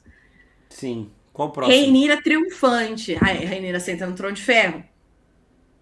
Rhaenyra senta no trono de ferro. No livro, acontece de uma maneira diferente, mas também não é uma mudança tão relevante a ponto da gente discorrer isso com vocês. Até pelo menos onde eu acho. O que você acha, Marcos? Não, nem lembro direito. Essa aí. Que ela sangra, ela passa a madrugada lá falando com os caras. Irrelevante. Beleza, aí Rhaenyra triunfante, a gente tem o Ormond se rende ao Daemon. Bom, gente, não sei se a gente tem que falar isso pra vocês, mas não tem falso Daemon, né? Não tem falso Daemon, não tem. Tramas do Ryan Condal se achando inteligente demais. Eu enganei a audiência. Eu inventei um falso Daemon e o Daemon verdadeiro estava assim, lá e ele nem perceber. Já que isso não foi adaptado no livro na série do Game of Thrones, eu vou pegar a trama do Jovem Griff e eu vou pintar o cabelo desse menino. E é isso, gente, foi isso que ele fez. Tem nada disso. Como a gente estava comentando no começo do vídeo, o personagem do Ormond, ele é Jovem muito, Griff, assim, Sansa falsa, ele pegou tudo isso aí, ele falou, vou fazer que eu sou fã do Martin e ele me odeia. Inclusive, eu vi um vídeo muito legal quando a gente falou sobre... Gente, mas existe descolorante em West. Como é que é? É o pessoal de Tyrosh que pinta o cabelo, né? Sim. É Tyrosh? Ou Sim, Tyrosh? São os Tyrosh. De Essos lá. Então, eu não lembrava de quanto que isso era uma questão e que daí a gente pode considerar que sim, existe descolorante. Meio que eu tirei isso dessa história de que os pós-coloridos de Tyrosh são um movimento comercial tão intenso e importante para a área, que é por isso que tantos personagens que a gente vê vindo de lá têm os cabelos coloridos. Então, quando vocês veem, inclusive, cenas generalizadas assim de povo das cidades livres, e você vê alguém de cabelo colorido, você pode apostar que essa pessoa é de Tarosh. Então, que supostamente a gente tem que aceitar, tá? Que eu não posso criticar essa parte. Porque supostamente isso é possível, entendeu? Tinta é o que não Mas falta. Na minha cabeça era tipo, tudo bem, escurecer no mesmo tom, mudar a cor, ok, mas clarear... Da Rhaenyra também é uma questão, porque quando ela olha, ela fala, podia ter feito. Mas é isso. Então não tem nada disso. O Ormond é um personagem assim, tipo, nossa, 2 linhas praticamente sobre ele. A gente não sabe nada sobre o caráter dele. O Marcos comentou durante os nossos vídeos sobre como tem outros Hightowers envolvidos. E que não existiram esses Hightowers, pelo menos nessa temporada. E as nossas conjecturas é que eles não vão existir. Porque o Gwaine fala que ele é o segundo na linha de sucessão. Porque o Ormond, ele tem 2 ou 3 filhos, 2 homens e uma mulher, acho, ou 2 mulheres. Exato. É muito filho, mano. E aqui tiraram tudo. E não faz muito sentido também na série, aquelas coisas do... não é tão forte quanto um dragão nômade, mas assim, a gente passa todas essas temporadas de todas essas séries falando sobre, nossa, porque daí ela tem 14 anos e ela precisa casar. Ai, porque não sei o que tem, não sei o que precisa casar. E daí você quer me dizer que o Ormond, com essa idade toda, sendo líder da casa Hightower, não ia estar casado cheio de filho. O pai dele era desesperado por legado, ele é desesperado por legado e ele não ia ter filho. Isso não faz sentido nenhum, mano. Exato. Não faz sentido. Ele é enjoadinho demais pra ter relação com uma mulher. Se liga, primeiro ponto dele é querer... Dever. Dever. Exato. O rolê dele é esse. Ele já teria metido filho em meio mundo com essa idade, gente. Pelo amor de Deus. Porque, assim, aparenta que ele tem uns 40 anos. Então, assim, nossa, já teria herdeiro Hightower. Daí, tipo, não, o Gwaine, porque eu sou o segundo na linha de sucessão. Que isso? Enfim, não vou entrar nesse mérito. Até porque o Gwaine já teria que estar morto nessa época também. Tudo bem. E esse relacionamento do Ormond com o Daryl, tipo, tudo bem que existe, porque o Daryl realmente está em Vila Velha. Nossa senhora, Pedra do Dragão em Vila Velha. Vila Velha. Ele foi, de fato, criado lá? Sim. Ele desapareceu por todo esse tempo a ponto de a gente passar 2 temporadas sem saber que esse moleque existe? Não, porque ele nasceu na mesma época que o Jace nos livros. Então ele conviveu com os filhos da Rhaenyra. Na série, parece que ele nunca viu as pessoas da vida dele. Isso ele viaja com 13 anos. Ele viaja com 13 anos e na série a Alicent fala que ele ainda era um bebê. Então... E loiro, tá? Ele era loiro. Tá, gente, só pra vocês saberem que ele é loiro. A série deixa em aberto pelo fanatismo e o ódio que o Ormond tem pelos Targaryen, de que ele poderia muito bem pintar o cabelo do Daemon pra achar que ele é um Hightower. Eu ainda acho que isso é uma possibilidade. Eu acho que agora que o Ormond morreu, pode ser que a gente... Eu acho que eles vão forçar um salto temporal que não existe entre a 3ª e a 4ª temporada. Você acha que o Daemon não acabou morto? Não, tá vivaço. Tá vivaço, imagina. Eu acho que eles vão forçar um salto temporal pra que as coisas possam acontecer. Por exemplo, o cabelo do Daemon poderia crescer. Tipo, o cabelo do Alien pode crescer nesse meio tempo. Várias coisas podem acontecer necessárias, já que eles não fizeram o salto temporal quando era necessário e as crianças estão tudo minúscula e tudo mais. Eu acho que pode ter um tempinho aí. Pode ser que eles façam essa mudança e daí vai começar a aparecer as raízes do Daemon. Não sei. Enfim. É isso, a gente não tem detalhes muito sobre a personalidade do Ormond. O que a gente sabe sobre o Daemon é que ele era uma pessoa mais tranquila da cabeça, tá? E o que a gente pode dizer é que o Ormond inventou totalmente, né? Realmente na série ele fala, tipo, eu vou te fazer cavaleiro e tudo mais.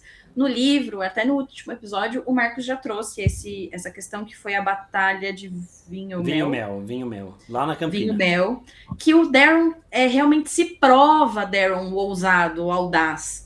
Entendeu? Porque você tem que ter um feito. Então, eles diminuíram um pouco isso na série, de tipo, ele não fez nada, e daí o Ormond inventou. Só que tem essa motivação interessante que é por fanatismo político e religioso. O que é uma camada interessante ali para a narrativa que foi desenvolvida, considerando que esse personagem do Ormond não tinha agência quase nenhuma, individual, e essas tramas e tudo mais.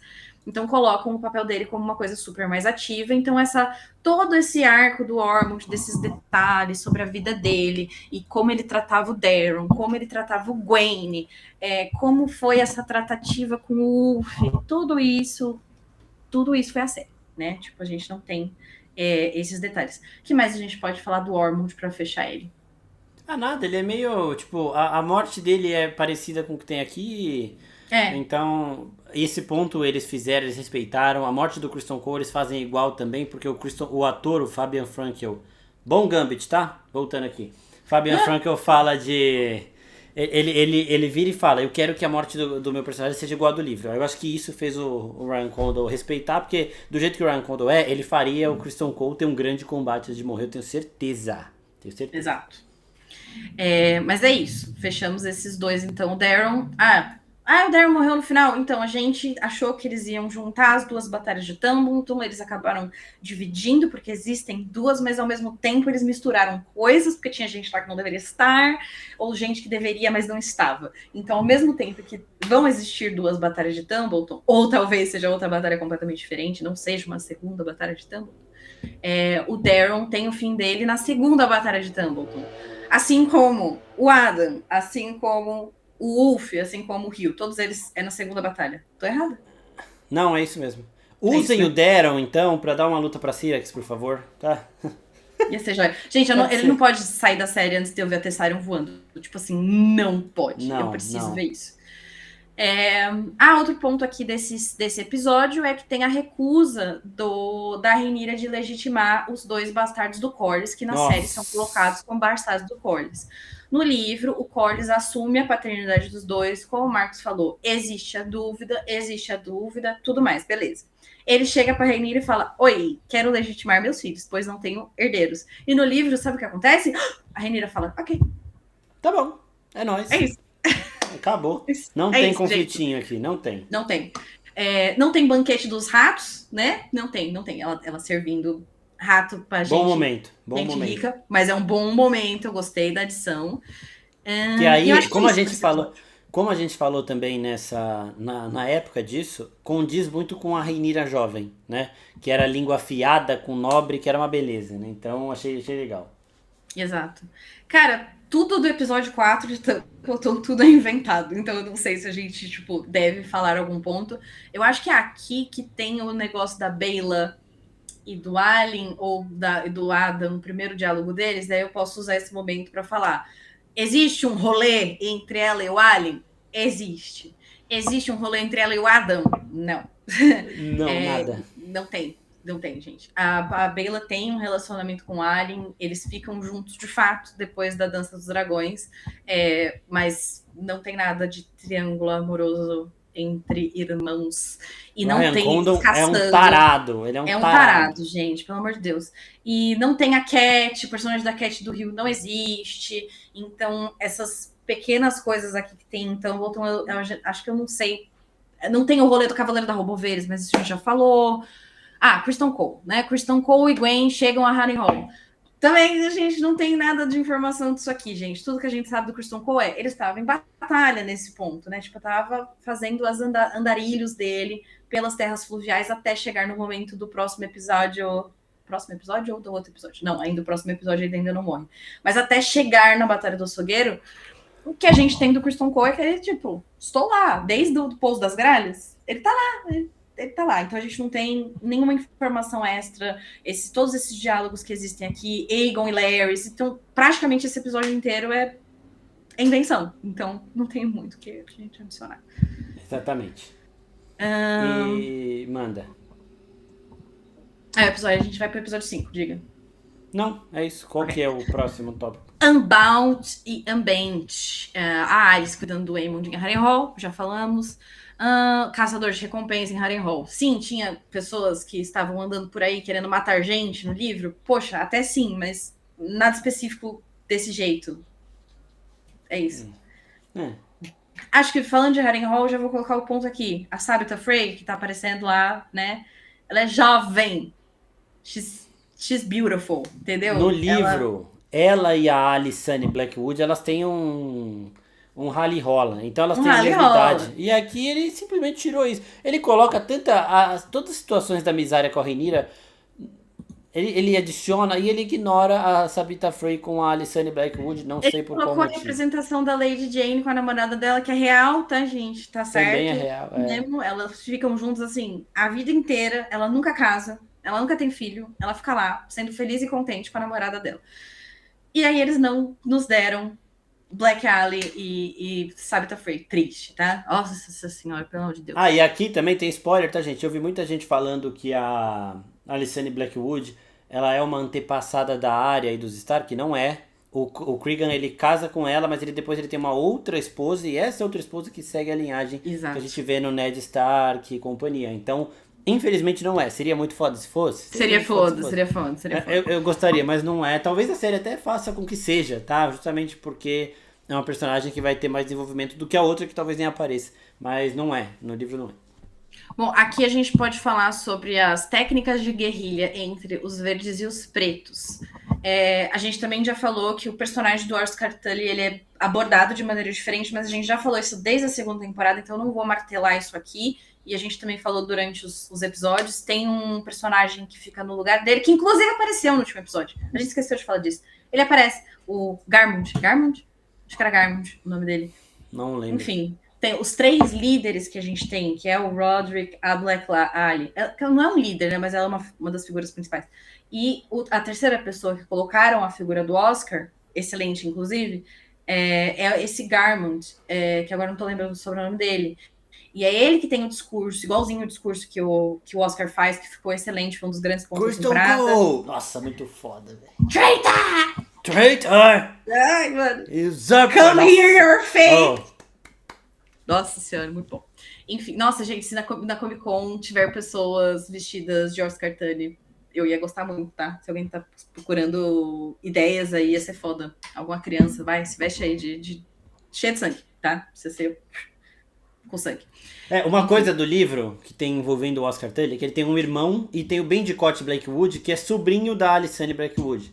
E esses 3, eles são 3 moleques, 14, 13 anos, que arrebentam na guerra. Eles matam muita gente, eles são muito brutos, assim. Eu vi gente falando que o Oscar Tully não foi visto em batalha. Quando começa a série, ele tá cheio de sangue, então ele se envolveu em batalha. E no livro, o cara é bruto. Tá? O Bendicott Blackwood é um pouco mais, ele é sádico e tal. Removeram ele. Parecia aquele outro moleque que aparece na segunda temporada. Mas ele também é. E a Alicent Blackwood continua tendo esse destaque também na guerra. Não é porque tem o Bendicott que ela sai. Ela é tia dele no livro. Ele tem a idade do Oscar Tully. O Oscar Tully ainda tem um irmão um pouco mais velho.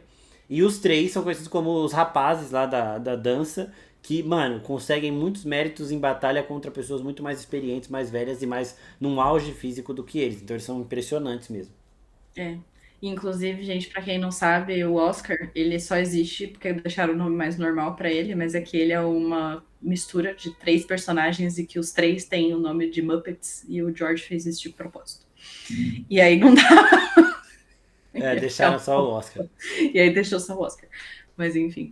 Vamos aproveitar. Aqui tem o episódio que o Gwen abandona e tal, mas a gente já pode falar sobre Helena e gravidez, que a Helena, né, a gente descobre no episódio que a Helena tá grávida, e a Alicent tá falando com ela, tá tentando convencer ela a abortar. Ela não tá grávida nesse momento do livro, porque ela já teve essa criança. É uma coisa que a gente tratou muito na segunda temporada, porque a gente teve que falar disso lá em Sangue e Queijo, então eu não vou entrar muito. O que eu falo disso a partir nesse momento é que o Maelor, que era essa terceira criança que sobreviveu a Sangue e Queijo, ele morreria, né, entre esses acontecimentos, porque a morte dele é a causa, é o que faz a Helena falar, não, acabou pra mim, nos livros, né?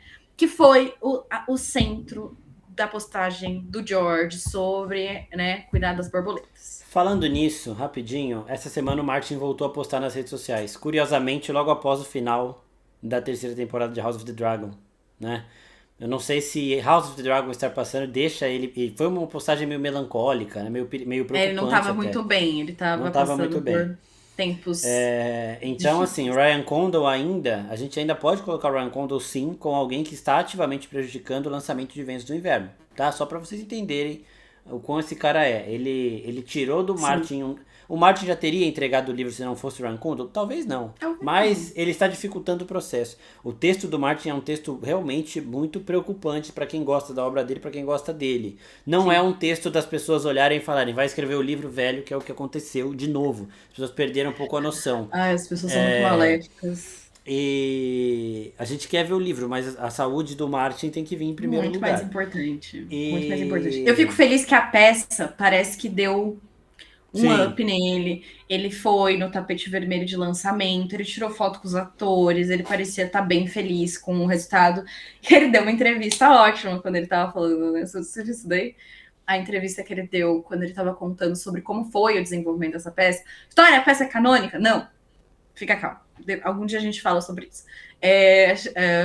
Ele fala sobre como ele não acha que é possível adaptar os materiais dele. E ele dá uma no Ryan Condal, assim, nas entrelinhas de como ele queria que as coisas fossem, etc. E que trabalhar com o pessoal do desenvolvimento da peça foi muito importante, porque ele teve uma participação, só que ele não é a pessoa que vai impedir desenvolvimento criativo, quando esse desenvolvimento criativo é válido, né? Basicamente é isso. Procurem essa entrevista dele para vocês darem uma olhada. Mas é bem, bem interessante. Eu acho que essa peça deu um up nele. Ele tirou foto no Trono de Ferro novo. Ah, foi fofo ver ele lá. Cavaleiro dos Sete Reinos também. Ele Ele entregou assinou, contos ele assinou a novos. careca do ator do Varys. Foi super legal. Vejam no nosso Twitter. A gente postou lá algumas coisas. Então, ele entregou contos novos pro Cavaleiro dos Sete Reinos, pro Ira Parker fazer, adaptar. Então, assim, tem outras coisas que deixam ele feliz, ainda bem. Exato. Mas achei curioso essa postagem dele voltar logo na semana que terminou House of the Dragon. Sim. Essa questão do Maelor, então, porque o centro dessa postagem do George, uma dos pontos que ele fala é justamente sobre a morte da Helena. A frase dele sobre a morte da Helena é que ele leu o roteiro e que a morte da Helena é que ela resolve se matar sem motivo aparente algum. E essa postagem foi o quê? 2 anos atrás, Marcos? Foi, 2 anos atrás. Certo? Então, assim, provavelmente foi um desenho ali, um rascunho de roteiro que foi apresentado para ele, que foi o que fez ele fazer, tipo, chega, não aguento mais. Porque, realmente, se a gente for parar para analisar, não é friamente, porque eu acho que o personagem da Helena, nesses episódios, foi bem desenvolvido. As motivações dela foram interessantes, porque deles modificaram entre acontecimentos reais com a possibilidade de acontecimentos, já que desenharam ela na série como uma sonhadora. Exato. Essa é uma grande, né, tipo, a Helena da série é melhor do que a do livro. E o Martin não tinha problemas em assumir isso. Tanto que ele fala que o Viserys da série é melhor do que o Viserys que ele fez. Exato. Porque o Viserys que ele fez não tinha doença. Perfeito. O Martin, ele sabe que dá pra melhorar. O problema não é mudarem a obra dele. Ah, estão fazendo melhor, ele ficou... Não é isso. O problema é quando desrespeitam o lore. E o caso do Maelor é um caso muito crucial, porque a escolha da Helena no Sangue e Queijo, ela é muito pesada. Eles viram pra ela e falam, escolhe um dos seus filhos pra morrer, um dos machos. Tem dois, um dos homens, né? Tem o Jaehaerys e tem o Maelor bem novinho. E ela fala, me mata. Eles, não, é um dos dois, não, a gente vai matar todo mundo. E aí ela escolhe o Maelor, porque o Maelor é mais novo e não tem discernimento pra entender o que tá acontecendo. E aí eles matam o Jaehaerys, eles olham pro Maelor e falam, lembre-se que a sua mãe queria que você morresse. E desde então, a partir desse momento, a Helena fica com isso na cabeça. Ela não consegue mais olhar para o Maelor, ela não consegue mais sair do quarto, ela não consegue mais trocar de roupa, tomar banho.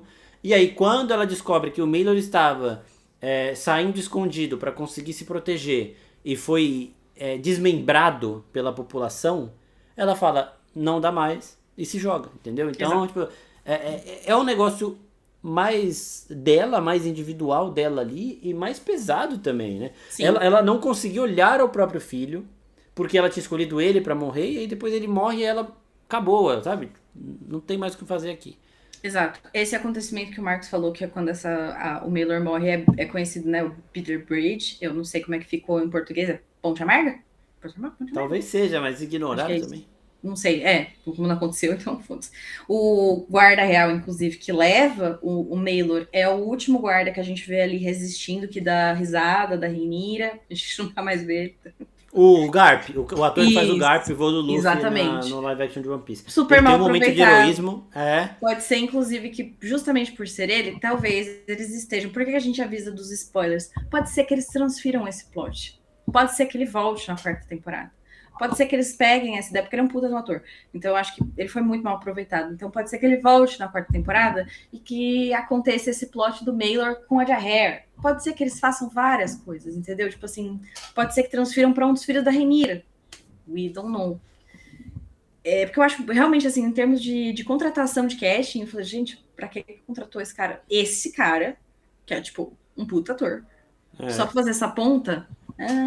Não sei não. Pra ver a Alicent dormindo no meio do mato na segunda Exato, temporada, pra sabe? Acho que voltar, dar a risada da Rhaenyra e ficar sendo odiado pelas pessoas só. porque ele fez isso, e aí ser preso. Enquanto no livro ele tem um momento de heroísmo que é, o Martin até falou, é pra mostrar a fidelidade da guarda real, né? Para mostrar que eles estavam realmente dispostos a dar a vida pelos reis que eles defendem. Assim como a gente tem o careca lá da guarda real da Rhaenyra, que dá a vida dele pela dela, mas assim, é Nunca uma mais troca vimos. é uma troca muito mais banal, é uma situação que não demonstra tanto isso, até porque não mostrou ele morrendo, de fato, né? Exato. Então, isso é mostrado quando? Na segunda temporada, com os irmãos gêmeos, Sim, que eles se matam. Essa cena foi maravilhosa. foi Ainda lindo. tínhamos o Martin envolvido. Então, realmente isso aí faltou mesmo. Essa decisão da Helena de se matar, ela vai ser muito importante porque ela vai gerar muita repercussão na próxima temporada. Essa, né, decisão dela se Pode matar por causa do acontecer. Mailer vai acontecer, vai com certeza acontecer. Tipo assim, vai acontecer, a gente só não sabe como. A Que é a questão. Rhaenyra, quando a Helena cai, a Rhaenyra sai na janela. Eu acho que talvez a próxima temporada Ai. comece nisso. Mostrando a perspectiva do povo vendo. É que Talvez. a Helena era uma rainha querida. Apesar de ela ser uma rainha reclusa na série, ela não fazia mal para ninguém. E isso pro povo meio que basta, né? Aquela coisa. Não tá matando ninguém, tá ótimo. Então ela era querida. Então, quando sai a notícia de que ela morreu, e não só isso, se matou, e daí existe boatos, rumores de que ela não se matou, de que tacaram ela, né? De que mataram ela e tudo mais. E isso inflama mais um povo, né, uma população que já estava inflamada por outras questões com o reinado da Renira, seja taxação, violência, patrulha da cidade, blá, blá, blá, blá, blá, blá.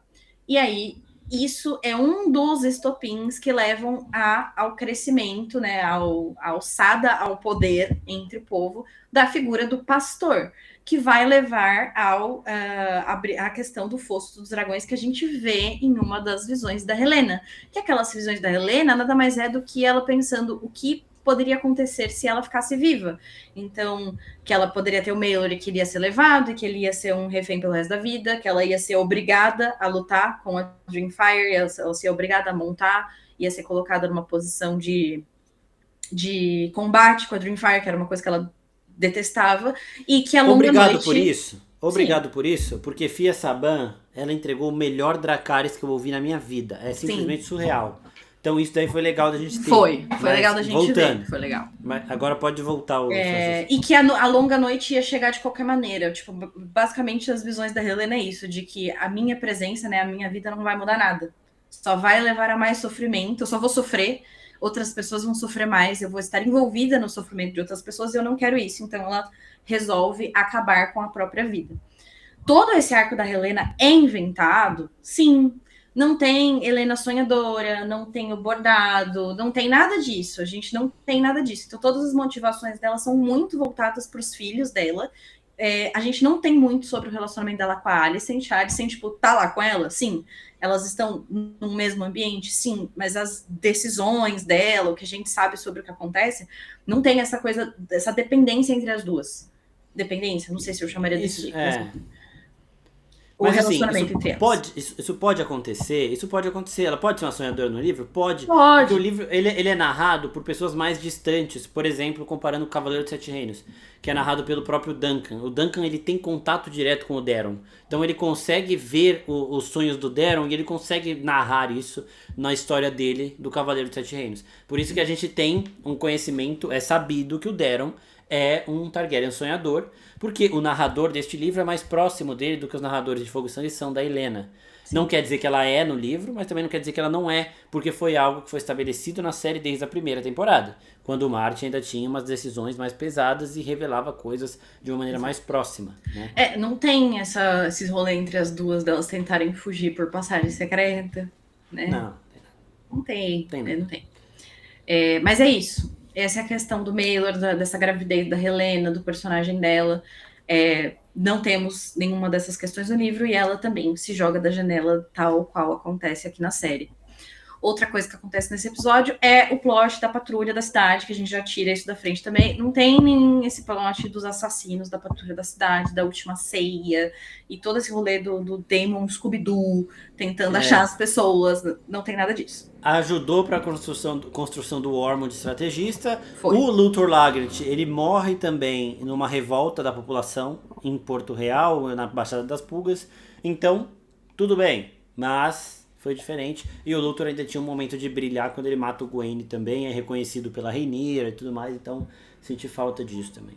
Sente falta também. É um personagem que poderia ter sido aproveitado de outra maneira. No próximo episódio, que é Os Homens Sem Rosto, a gente tem finalmente o Baile do Açougueiro. A gente entrou em bastante detalhes nisso no episódio 6, do Falar Morgulhas, falando por cima. Sim, o Criston Cole morre, né, no Baile do Açougueiro, ele tenta se render, e ele fala, não, vamos resolver aqui desse jeitinho que acontece na série. Sim, ele morre pá, no chão, sim. As diferenças são que quem acaba matando ele, na verdade, é o Rob Rivers, não é a Black Allie que solta as flechadas nele de longe. Mas ele é um bastardo Blackwood, então ainda continua Exatamente. na família. Né? Ele tem o Rivers, porque ele é bastardo da área ali das Riverlands, e é da família Blackwood, e ele é conhecido, ele mais 2 arqueiros, eu acho, que, né, levam o Criston Cole de fato ao fim dele. Mas, como a gente discutiu no episódio 6, se vocês quiserem saber mais detalhes sobre isso, houve uma junção de cenários, de batalhas que aconteceram, tipo esse negócio das pessoas estarem escondidas entre os mortos e tudo mais. E como a gente falou, Gary Bald Grey, que era esse brother que eu falei que era no lugar do discurso do Oscar Tully, quem faz o discurso é ele, e eles acabam com o Cole ali, do mesmo jeitinho que acontece, que a gente conversou bastante sobre não dar pano pra manga, né? Não deixar o Cole brilhar mais do que ele precisava. E não sei se eu preciso falar isso pra vocês, gente, mas não tem nada de Cole e Alicent no livro, tá? No livro, né, a gente não tem como a gente saber, óbvio, porque a interpretação tá... Criston Cole fazendo assim, ó, o lencinho dela. Vou amarrar aqui. Não tem, tá bom? Não tem. Tanto que é essa hora que o Gwen olha e fala, eu vou vazar daqui que esse cara não, já vazou, nessa hora ele já vazou. Ele pensou, a minha irmã nem liga pra esse merda. Aqui temos o acontecimento da Alice Rivers com os ovos. Eu acho que esse é o único outro ponto da Alice que eu vou mencionar. A gente discorreu sobre isso no vídeo da Rhaena, né, que é baseado nos livros. Se vocês quiserem, a gente linka ele aqui embaixo na legenda para vocês darem uma olhada.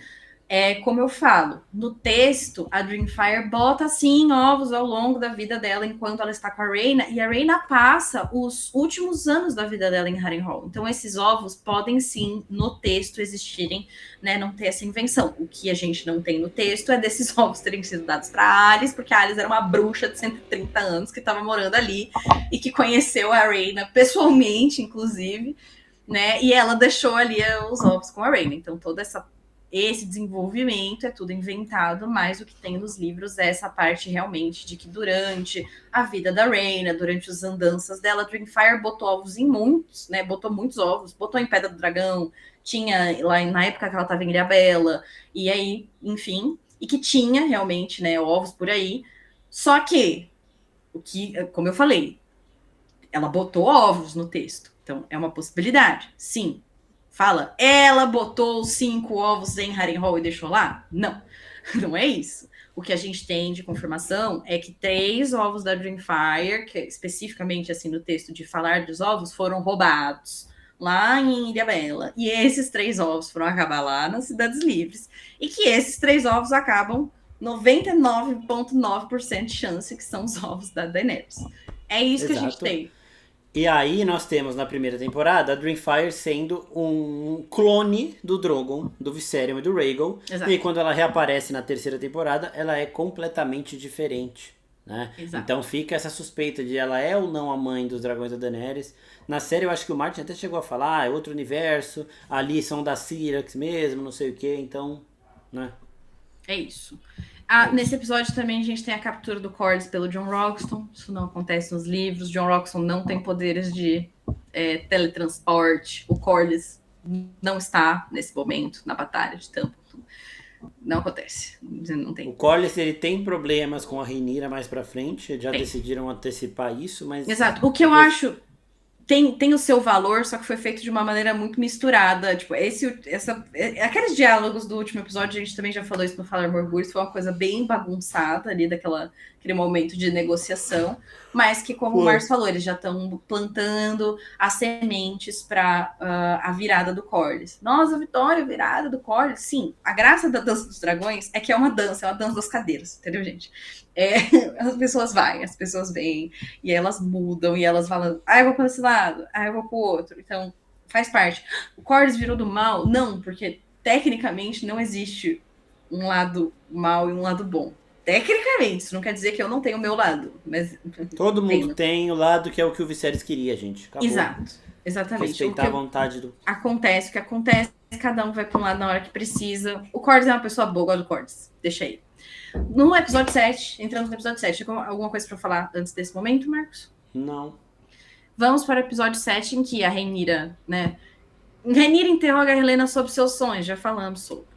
A Alicent vai para Harrenhal. Gente, não tem nada. Não. Não tem. A Alicent Ryan Condor fez isso pra quê? Pra quê? Pro Waymond pegar ela de novo. Entendeu? É só por causa disso. A Alicent fica em Porto Real pelo resto da vida dela. Bem presinha, bem presinha. Ela não sai. Tem nada disso. Não tem. Enfim. Meu Deus do céu, é um absurdo.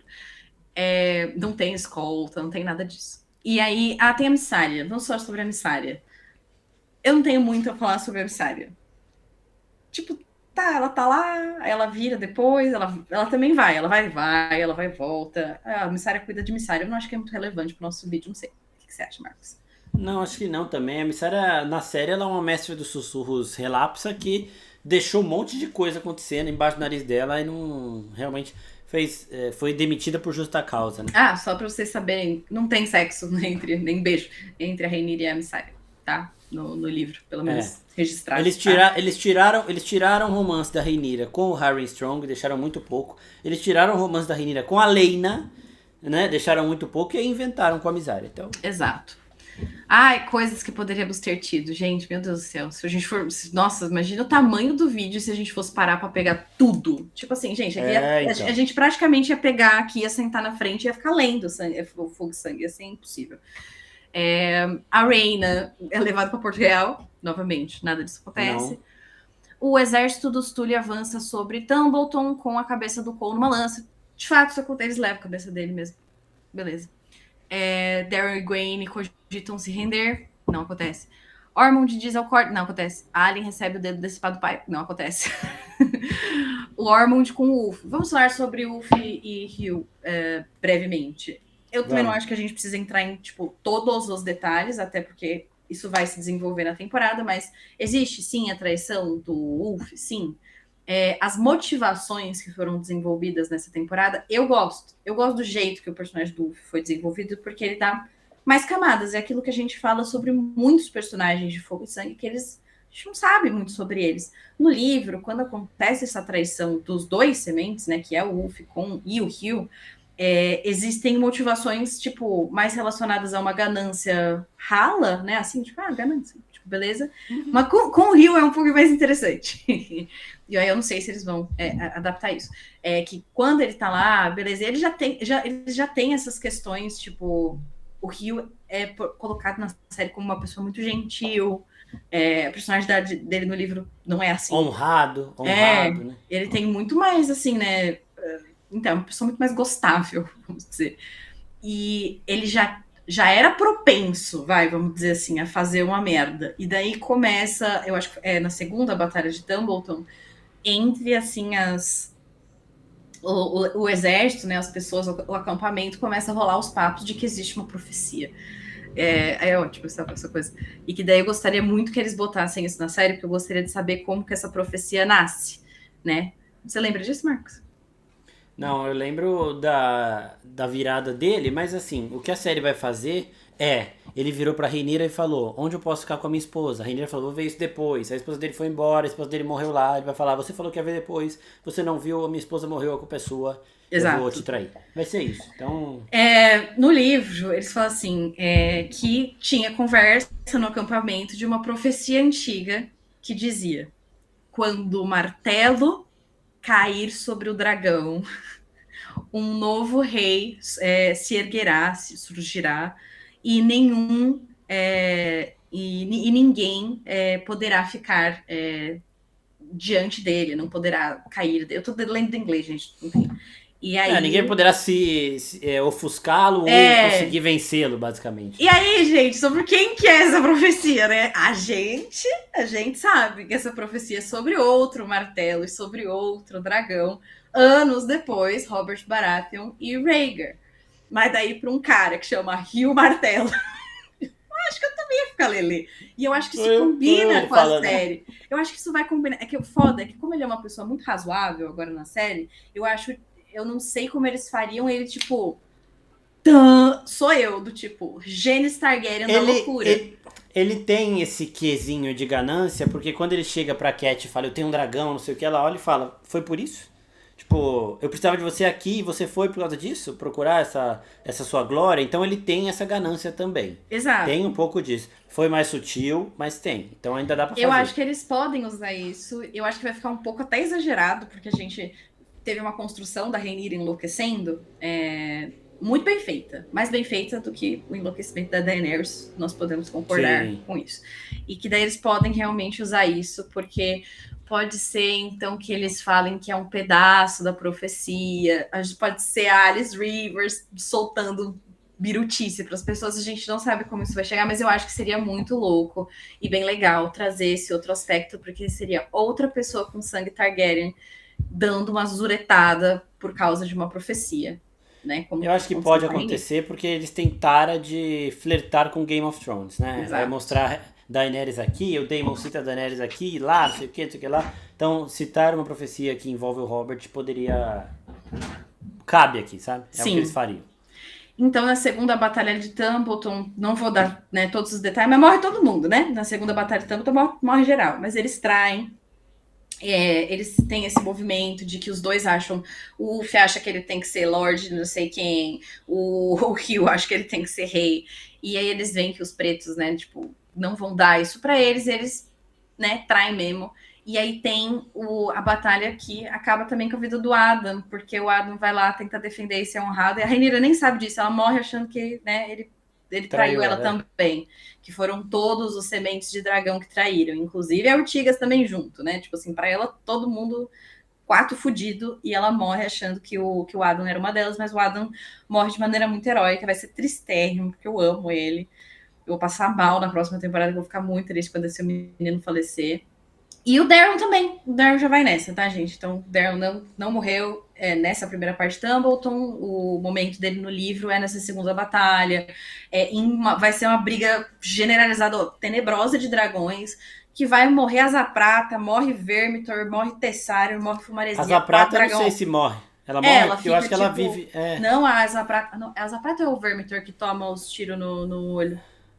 Acho que é Vermitor. A Asa Prata, acho que ela vive de dragão selvagem um tempinho depois, eu não lembro direito. Mas assim, uma chacina. É uma chacina. Qual é a chance do Ryan Condal pegar? Tem que morrer Hugh, Ulf, Daron, Adam e meter uma nova situação envolvendo a Syrax e a Rhaenyra, por exemplo. Você acha que tem chance? Eu acho que tem. Não vai matar nenhuma das duas, mas vai colocar. Sabe qual que é a minha dúvida? Minha dúvida é puramente dinheiro.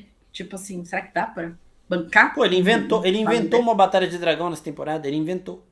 Fato. Robovelha, Caraxes, Syrax e Smoke, tipo assim, não existe. Ele meteu 4 dragões numa treta. Na temporada que vem tem coisa, hein? Nossa senhora. Mas a temporada que vem ela tem que ter mais orçamento. Ela tem, porque supostamente a Dança dos Dragões tem que acabar com os dragões. Olha o tanto de dragão que tem, não tem o que fazer, tem que ter orçamento. Exato. Bom, aí então a gente falou, no geral, assim, sobre as traições, Batalha de Templeton. É nesse episódio que a gente tem o Aegon com o Sunfire. Sunfire tá mais ou menos na mesma situação no livro? Mais ou menos na mesma situação do livro. A gente não tem notícia do Aegon por, tipo, muito tempo. A gente sabe esparsamente o que está acontecendo com ele. A gente sabe que ele, né, ficou queimado, fugiu. E o Sunfire estava lá abandonado, só que daí ninguém achou que ele estava morto. Ele ficou sendo alimentado no livro com bichos, mas ele não conseguia alçar voo. Tem esse, Não voa. né? Tem esse ponto. O Aegon tá todo destruído, e aí ele vai fazer o caminho dele. Eu já achei que ele já deveria ter feito o caminho em direção à Pedra do Dragão. Que inclusive a gente conhece o cara lá, o da língua presa, que vai com ele porque ele é de Pedra de Dragão, então ele vai ajudar a fazer esse rolê. Então. E assim também, a Meleys arrebentou a asa do Sunfire.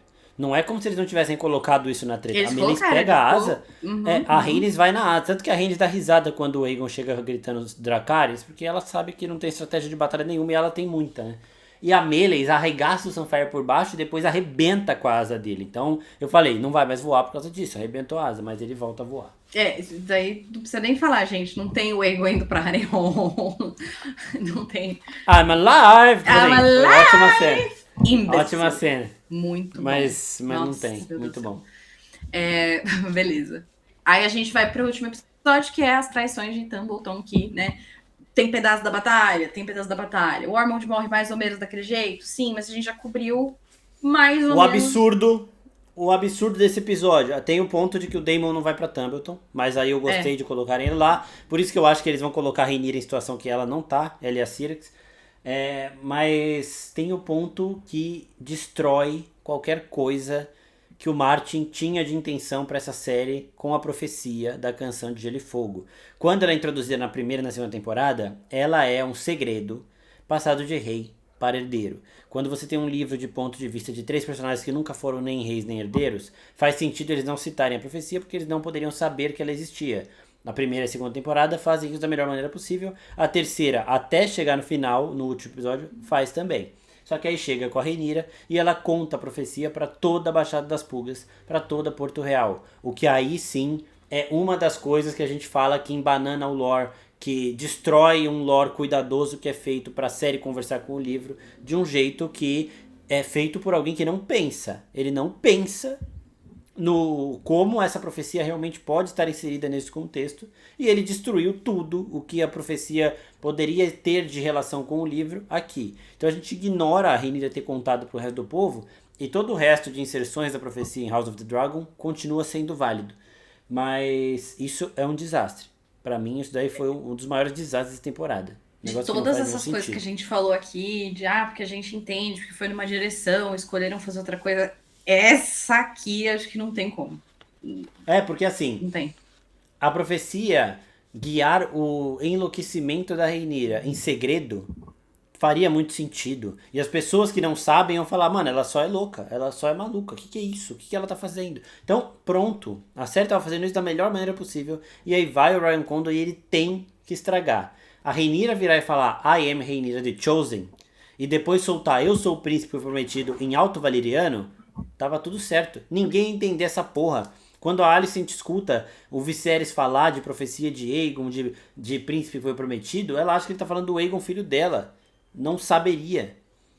E pronto, sabe? Então, porra, isso aí era algo que não precisava, não ia diminuir o impacto da cena, até ia ser maior, porque o discurso da Rhaenyra é muito longo.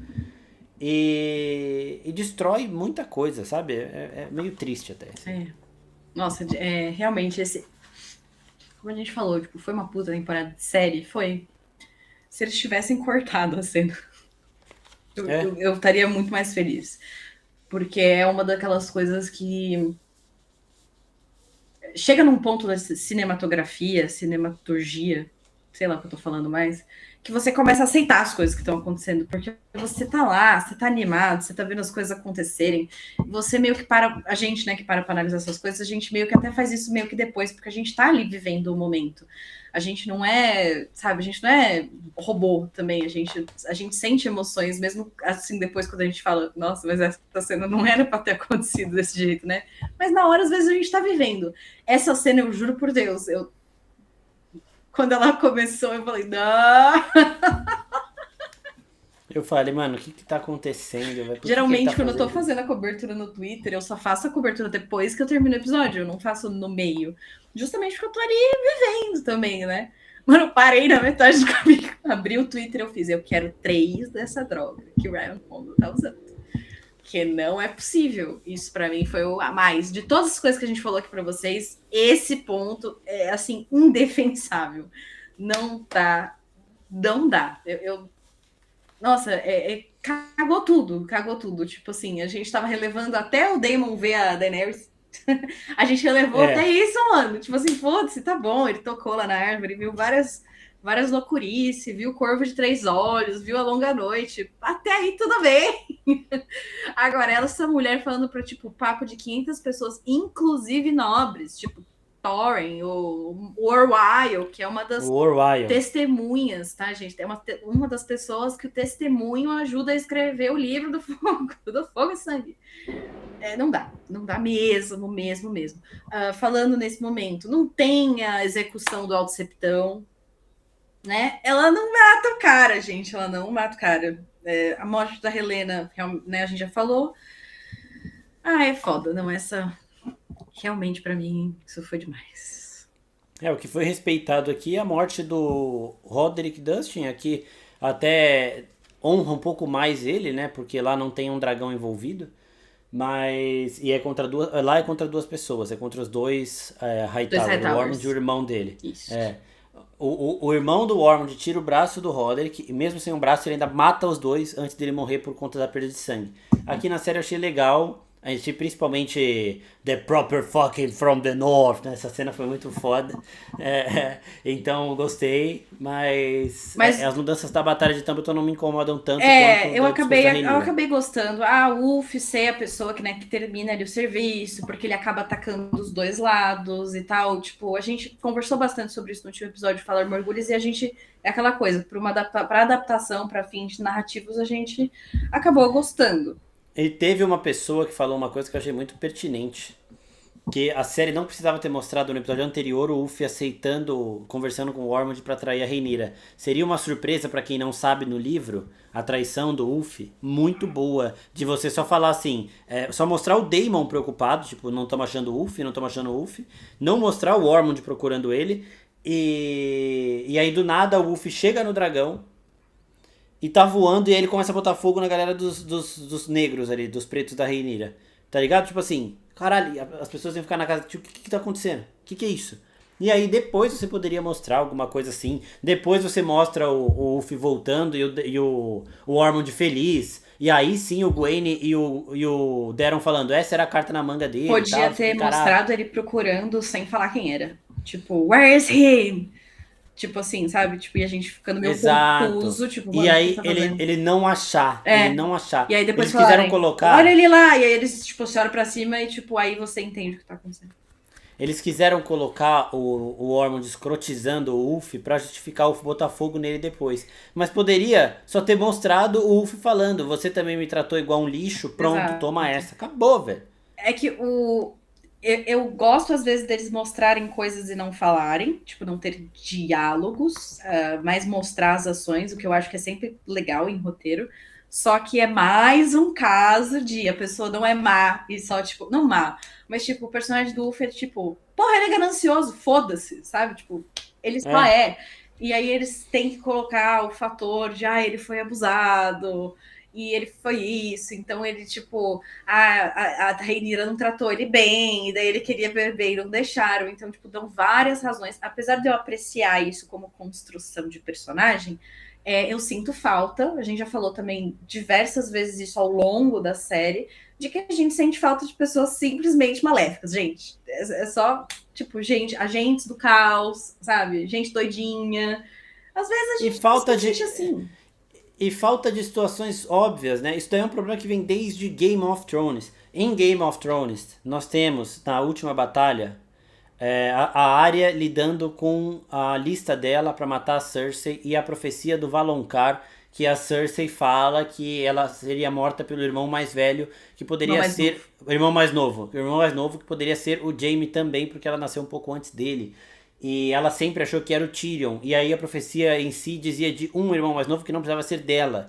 E aí poderia ser a Arya, que também é a irmã mais nova dos irmãos dela. E aí nós temos na série o Jaime Lannister chegando, se abraçando com a Cersei e os dois morrendo juntos. E o que eles poderiam ter feito nessa cena é uma coisa. Eu até fiz vídeo falando disso na época, porque era uma coisa tão possível pra mim ali, que era, eles inventaram uma luta do Jaime com o Euron Greyjoy antes, inventaram, e aí o Jaime sai dessa luta depois de matar o Euron mancando. Eu lembro que, mano, fazia muito sentido na minha cabeça eles fazerem isso. E o que eles poderiam ter feito é, quando o Jaime chegar na Cersei, ele não está mais mancando. Ele não tá mais mancando. E aí alguém ia falar, puta, é erro de continuidade. E aí quando chega pra matar a Cersei, a Arya já tinha matado o Jaime, e era ela tirando a máscara, cumprir a profecia do Valonqar, cumprir a lista dela. Não tem nada disso do cão chegar pra ela e falar, a vingança não quer plena, mata a alma, envenene a Arya que passou a série inteira querendo se vingar, falando, demorou, vou embora. Não, e aí, isso daí seria muito bom, porque aí a gente partiria do pressuposto que no meio do caminho a Arya encontrou o Jaime, a luta dele com o Euron Greyjoy faria sentido pra gente ver ele mancando uma hora e não mancando outra, ela matou ele, pegou o rosto dele, se aproximou da Cersei, a profecia do Valonqar fez sentido em todas as possibilidades, foi o Jaime ao mesmo tempo que foi a Arya, a lista dela foi cumprida, e ao momento final da Cersei, ela achando que estava segura com o Jaime, a Arya tira a máscara, basicamente o que aconteceu com o Frey também, o Walder Frey. A última coisa que você vai ver é um Stark rindo na sua frente enquanto você morre. Acabou Cersei, Arya cumpriu a profecia, Jaime morreu antes, teve uma morte de merda também, que é o que ele merecia. E tudo, sabe? Fazia muito mais sentido. Eles não vão lá e colocam o óbvio, a Arya vai embora, o Jaime abraça a Cersei, cai pedra nos dois e eles morrem. Então, essa situação não é exclusiva de Ryan Condal, mas ele é o senhor óbvio. O plot que ele fez do Sanfar tá morto. O plot que ele fez do falso Daron. A traição do Ulf pra Rhaenyra. Tudo isso é muito expositivo. Muito expositivo, até demais. Sim. Sabe? É meio exagerado. Cara, a primeira temporada ela brilha justamente nos pontos que eles deixam, tipo, sem explicitar as coisas. E eu queria muito que o Ryan só tivesse parado, aberto os comentários de IMDb, assistido uns vídeos. Mas enfim, se algum dia a gente ficar sem conteúdo por falar mergulhos, a gente começa a reassistir Game of Thrones, Marcos. Pra gente só ir destrinchando as coisas, falando, que porra. Dá pra fazer. Agora, o ponto seria coisas que estão em aberto para a quarta temporada. Que também é expectativas, mas, tipo, tudo coisas principais que estão para ser resolvidas. Então, como a gente começou falando, é o destino do Aegon e do Viserys. Né? Cadê essas crianças? Como que eles vão lidar com elas? E adicionando tempestade nisso aí, né? Já que ele tá vivo, aquela criança tá viva.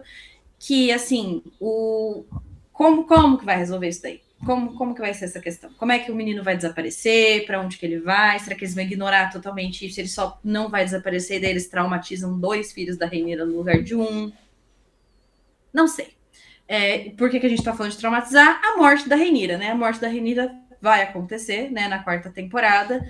No livro... Joffrey já contou. O Joffrey também, ele tá aqui na nossa lista. Morte do Príncipe Joffrey.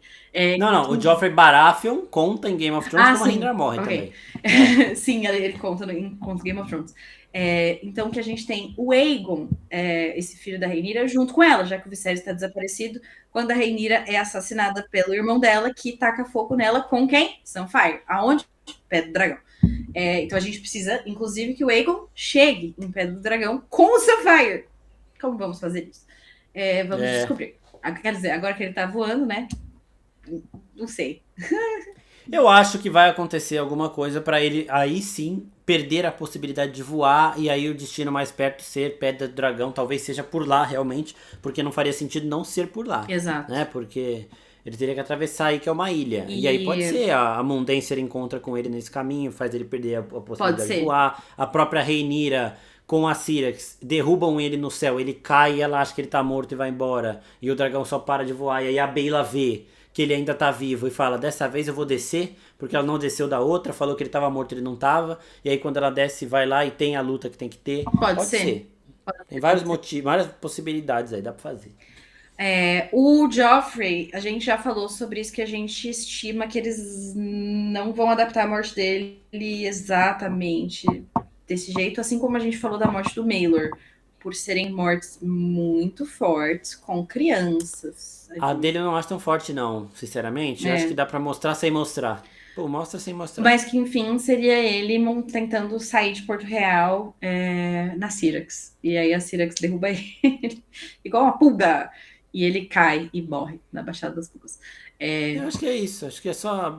Pode mostrar, porque não precisa É. descer e mostrar o moleque espatifando no chão. Então pode ser que eles botem os dois filhos da Rhaenyra juntos. Pode ser que eles só tirem todo esse plot da criança desaparecida e só falem, não, ele nunca foi sequestrado e é isso. E eu acho que a situação da morte do Maelor, que essa assim é muito cruel, eles vão colocar na Misária. Porque ela é adulta. Eu acho E que a aí, Misária vai ser o pastor. ela pode ser o pastor, ela pode fazer alguma coisa que também deixe o povo meio incomodado com ela e eles façam o que eles fizeram com o Maelor no livro. Eu acho que ou ela vai ser o pastor, ou ela vai criar o pastor, ou ela vai É, estar diretamente envolvida no. Ah, eu sempre esqueço o nome deles. Os que vem depois do fosso, o bastardo, que é o True Fire. True Fire? Não é, não é True Fire. não Um lembro. dos bastardos lá, que é um dos que é nascido nas casas das primas, que as primas falam: esse é o nosso novo rei. Tristan? Acho que é isso. Puta, nem. É que é um dos bastardos do Aegon, que elas dizem, né, também, e que querem colocar ele no trono, e daí quando Portugal é tomada pelo Aegon III, acho que ele vira até escudeiro dele, não, escudeiro do Aegon mesmo, e daí ele é envenenado também. Tem os bastardos aí, e daí como ela tem a relação com a Sylvie, e a Sylvie, né, tem o bordel, e a gente vê essa criança loira ali no meio daquela rinha de criança, eu acho que ela, tipo, em algum ponto desse pedaço, eu acho que a Missária vai estar envolvida. Eu boto. Eu acho que ela pode estar envolvida em todas as manipulações do povo contra a Rhaenyra. Ela vai ter um papel forte. Criando um personagem pode ser também, porque a Rhaenyra acha que ela foi embora. Exato. Falando Então, em manipulação do povo, nós temos Larry Strong, né? Que vai ter que morrer. Ele tem que morrer também. A linhagem do Strong tem que acabar. A gente tem que ver o que vai acontecer com o Larry. Onde que eles vão enviar esse homem? Ele é capturado após a guerra, após tudo, e o Cregan condena ele à morte por regicídio, porque ele acusa o Larry de ter sido a pessoa que envenenou o Aegon. Entre eu e Marco, já falamos aqui que a gente acha que quem vai envenenar o Aegon vai ser a Dona Alicent. Eu acho que eu tô ainda muito nessa onda. Eu vou nessa até o final. Cagaram com a Alicent até o final, vão cagar mais um pouco, também não vai. Teremos a Batalha do Olho de Deus, que é o confronto final entre Aemond e Daemon. Veremos. Aí tem que ir metade do orçamento da temporada. Metade do orçamento vai pra isso, gente. A briga vai ser. Nossa senhora, vai ser uma loucura. E aí a gente tem aquela questão de acharam o esqueleto do Aemond com a espada enfiada no olho dele no fundo do lago? Sim. Acharam o corpo do Daemon? Não. E aí a gente pode ter alguma coisa, né? Já que eles. Nossa, mostraram o Homem Verde nessa temporada, falaram de bruxa de 130 anos. Vamos descobrir, né, o que pode acontecer com esse corpinho do Daemon. Tem gente até falando que ele, que ele finge que morreu e vai fugir com a Rhaena e com o Robovelhas pra ela ser feliz. Só pra, sabe? E eles morrem off-screen em algum momento. Pode ser. Como a gente falou do pastor, tem o pastor e o assalto do Fosso dos Dragões. Se esse é a Batalha de Olho de Deus, vai pegar a metade do orçamento, a outra metade vai ser o assalto do Fosso dos Dragões, que o negócio vai ser louco. É um momento de grandes proporções. Morte de dragão à torta e à direito. Inclusive a Dreamfire, que a gente viu ali naquela posição, ela vai ter um grande destaque. Só que tem mais ou menos dragões a serem mortos, né? Porque o Joffrey sai daqui, inclusive, com a Syrax. E a gente tem dragões que deveriam ser maiores, que não estão.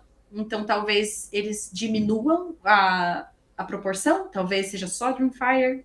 Não sei. Porque o Tyrex do Príncipe Joffrey morre. E por isso que ele vai na Syrax, né? Que ele tenta... né, pegar. A Syrax vai estar aí também, acho que vai ser só as duas que vão ter um tamanho mais massivo. Aí a gente, beleza, já falou da morte do Príncipe Joffrey. A Rhaenyra foge com o Príncipe Aegon de Porto Real, sem a Ciri, que já morreu, né? Sem navio, ela foge a cavalo e ela vai em direção a Val do Caso. E aí ela capturada, levada de volta, morte da Rhaenyra. A gente tem, como a gente falou, o confronto da Baela Lue do Sunfire, que seria bem interessante, que a Bela Lua morre. A Bela sobrevive. Tá tudo bem. A Bela, a gente ainda quer ver ela. Inclusive, se matarem a Bela ou a Arena só por matar, eu vou ficar incomodada, viu? Eu também, porque não precisa e não pode. Vou ficar deixando... O Gwen vai casar com a Rhaena, eu acho. Não tem... Eu também tô achando. Você falou isso Nossa, no mano, episódio meu Deus do passado. céu. Porque, né, gente, o filho do Ormond, ele casa com a Rhaena e eles têm, tipo, 6 filhos. E aí, já que eliminaram isso e alguma coisa tem que acontecer com a Rhaena, só sobra o Wayne, né? Só sobrou ele tá vivo. Então, veremos. Deixaram ele vivo. O Aegon II em Pedra do Dragão, já falamos. A morte do Aegon II, como a gente acabou de falar,